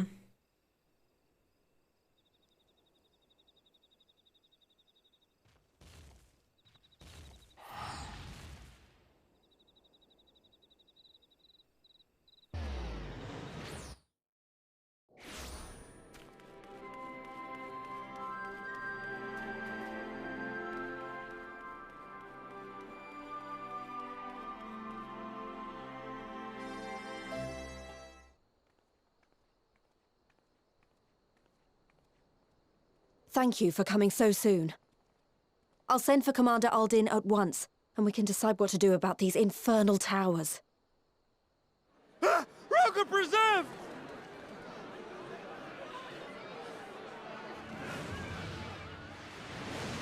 The hell? It can't be.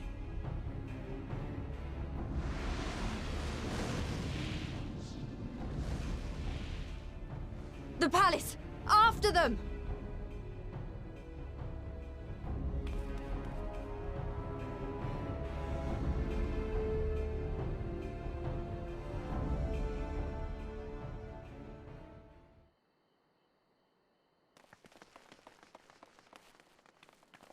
You're here, good.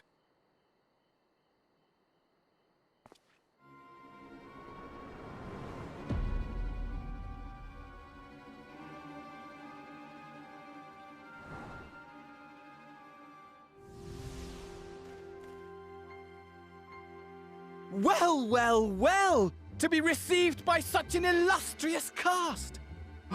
Why, even the hero of the piece is here! I feel quite starstruck. Is that Asahi? His body, more like. You don't fool us. Oh! You saw straight through it. Anyone would think you dealt with Asians before. Permit me to introduce myself. I am Fan Daniel, and may I say what a pleasure it is to finally make your acquaintance.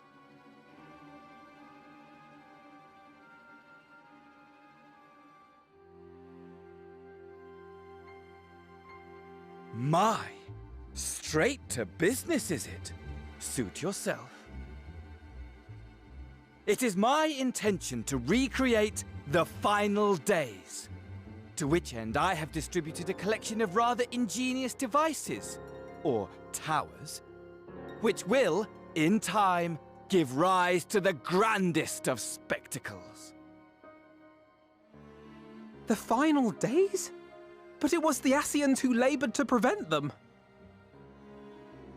You're quite right, though I would expect no less from one responsible for eliminating my unsundered colleagues. Honestly, the three of them were obsessed with restoring the one true world. As a sovereign individual, however, I never had much interest in such things. I mean, why bother when you're just another sundered minion? Admittedly, Elidibus was not convinced by that argument, but thanks to you, I'm finally free of his incessant nagging. Free to use my powers as I see fit, to fulfill my heart's desire.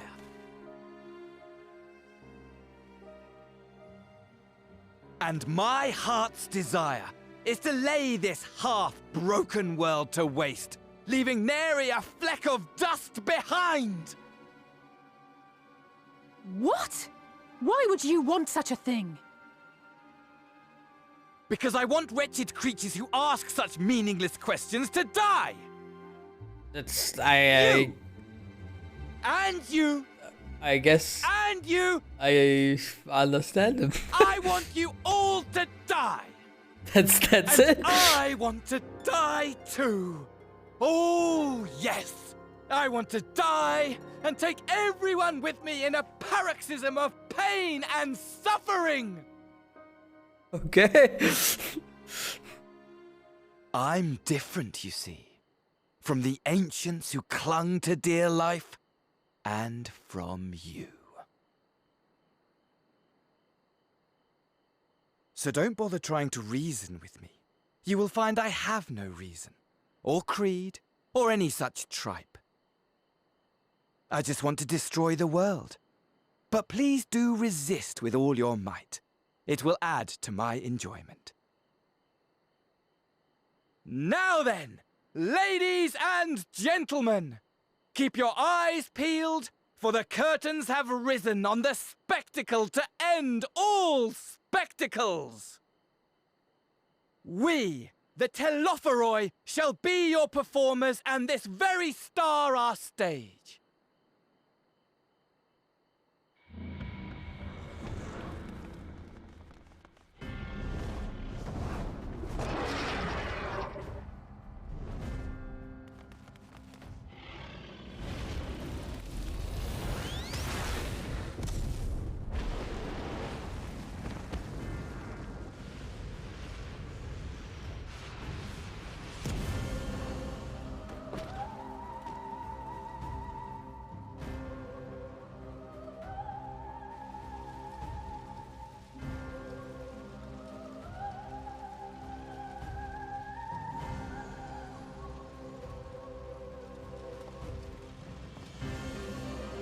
Ah, but I nearly forgot.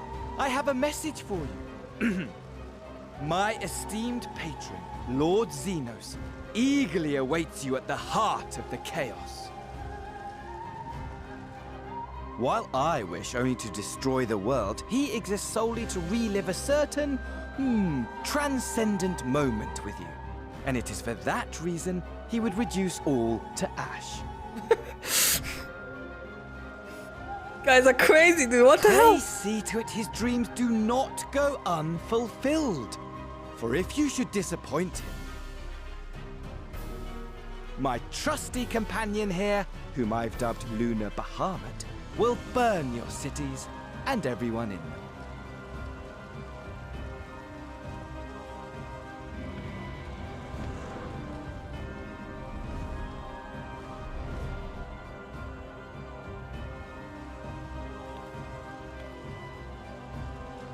Everyone out! My men will tend to the blaze. True. They're literally just assholes, and it's okay, you know?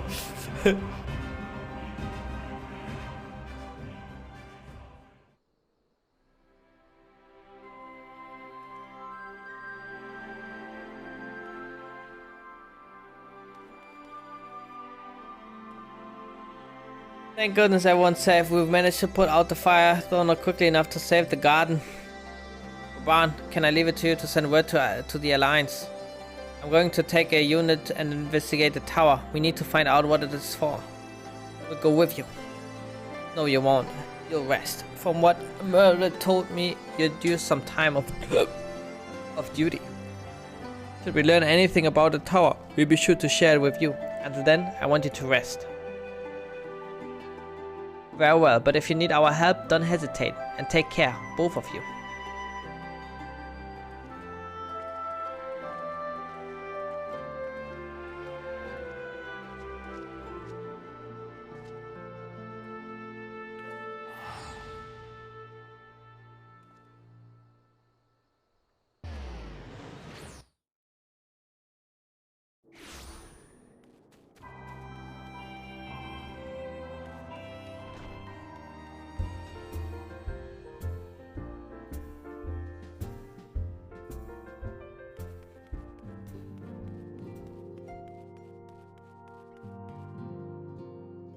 Ah, you're back too. Good. We've received the reports from the Alliance. Since we're all here, perhaps those who bore witness to the events in Alamigo could treat the rest of us to a first-hand account.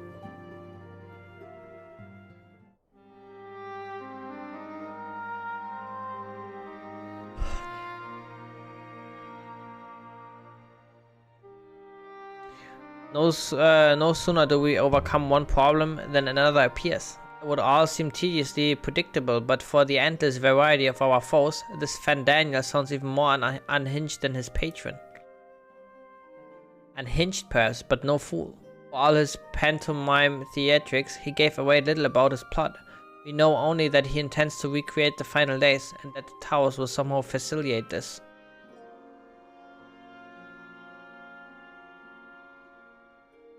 He also called his dragon Lunar Bahamut.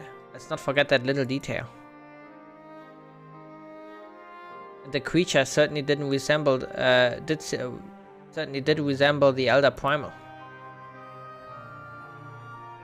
That may be, but the fact that it answered to Fandaniel would suggest they are not one and the same entity. I think it more probable that it is some manner of simulacrum born of Asian magics. Whatever it is, for now we can't but work closely with the Alliance and remain vigilant.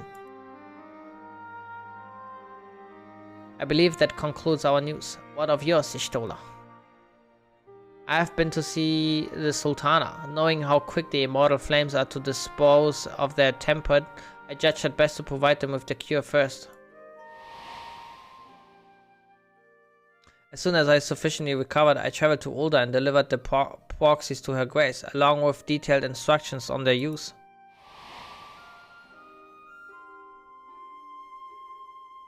Yet my visit chanced to coincide with the arrival of some troubling tidings. The immortal flames had been on the cusp of agreeing to a truce with the Amalja when negotiations abruptly collapsed. The Amalja claim that a number of their kind have been abducted, and that men are responsible. Naught is known of the perpetrators as yet, but as the immortal flames went about investigating the abductions, they came upon one of Fandaniel's towers. On the subject of the towers, you may be interested to learn that they are not an exclusively Eorzean phenomenon. According to the Alliance, they have been sighted as far afield as Yangsha. Then it would seem reasonable to assume that they are everywhere. We simply have not found them. Well, as you said yourself, we can do little for now. Save remain vigilant. And since we are dealing with a dragon, ostensibly at least, I believe it would behoove us to enlist the aid of an authority on such foes. Oof.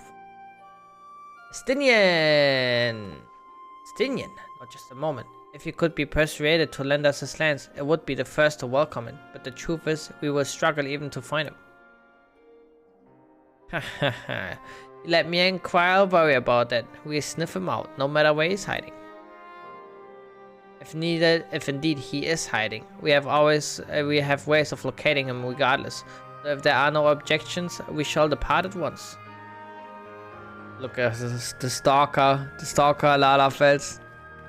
Fucking creeps, dude.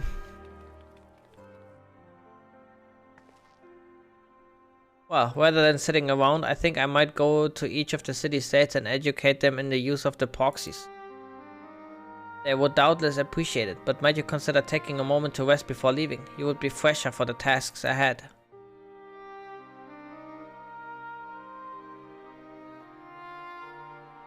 Well, my friend, our moment of triumph did not last long. I'm used to that. Was ever the way, the world often needs saving. Oh dear, are you not enjoying our adventure?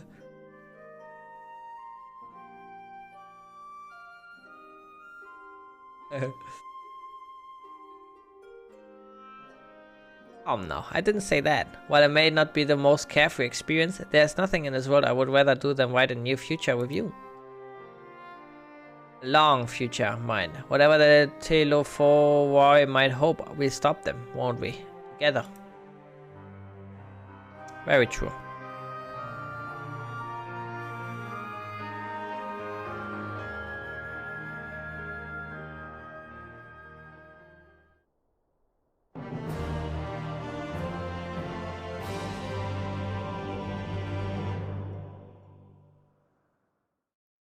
Meanwhile, somewhere in the logs. It's the salt thingy, right?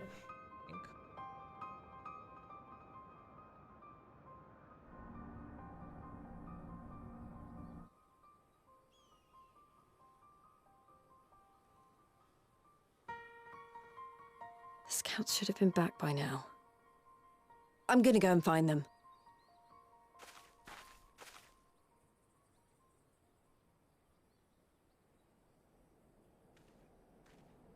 Oh, thank goodness for that. Uh-oh. Glory be. Glory be. Glory be.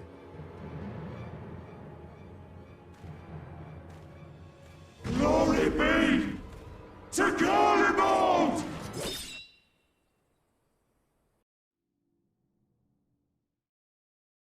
Meanwhile, in the Imperial Palace.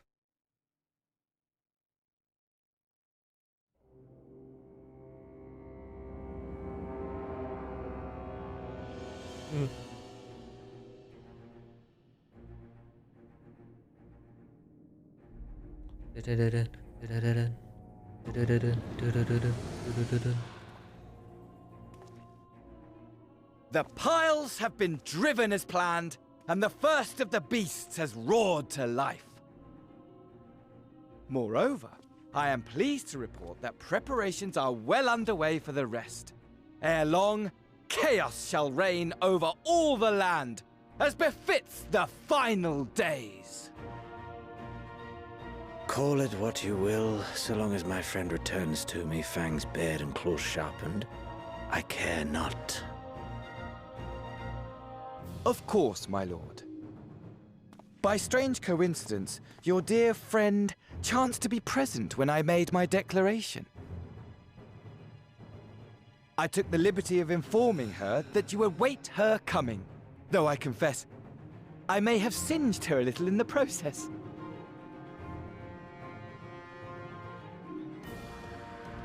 And why do you tell me this? Are you in such a hurry to die? Ah, my apologies. I must guard my tongue lest it be the end of me. Though, there is something to be said for such a glorious death. Better to fall to one who has it all than falter before an inferior. Huh. I shall keep it in mind as a contingency.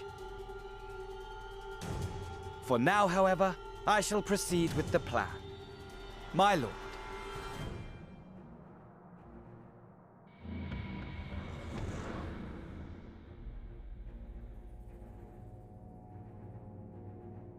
I must find myself a new weapon.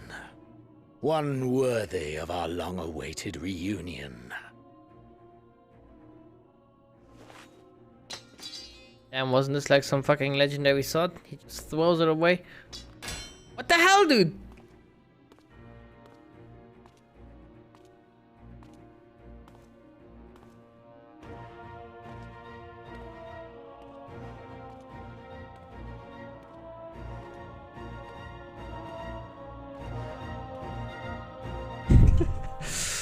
He's a giga chat. Alright. 3.4 done. I think this is a good moment to stop. 3.4? 5.4. Yeah, whatever, dude. Whatever, dude. Soon. Soon. Yeah, maybe depends on how long the rest is. Maybe I can like finish tomorrow. But I'm not sure yet when I will be here tomorrow because my sister has birthday, so I'm gonna be over there. And yeah, I'll be probably back at the evening though. So yeah, I just gonna drop a quick host. Para's playing some Celeste. I'm gonna watch that for a bit. And we talk tomorrow, my friends. So thanks so much for watching and peace out.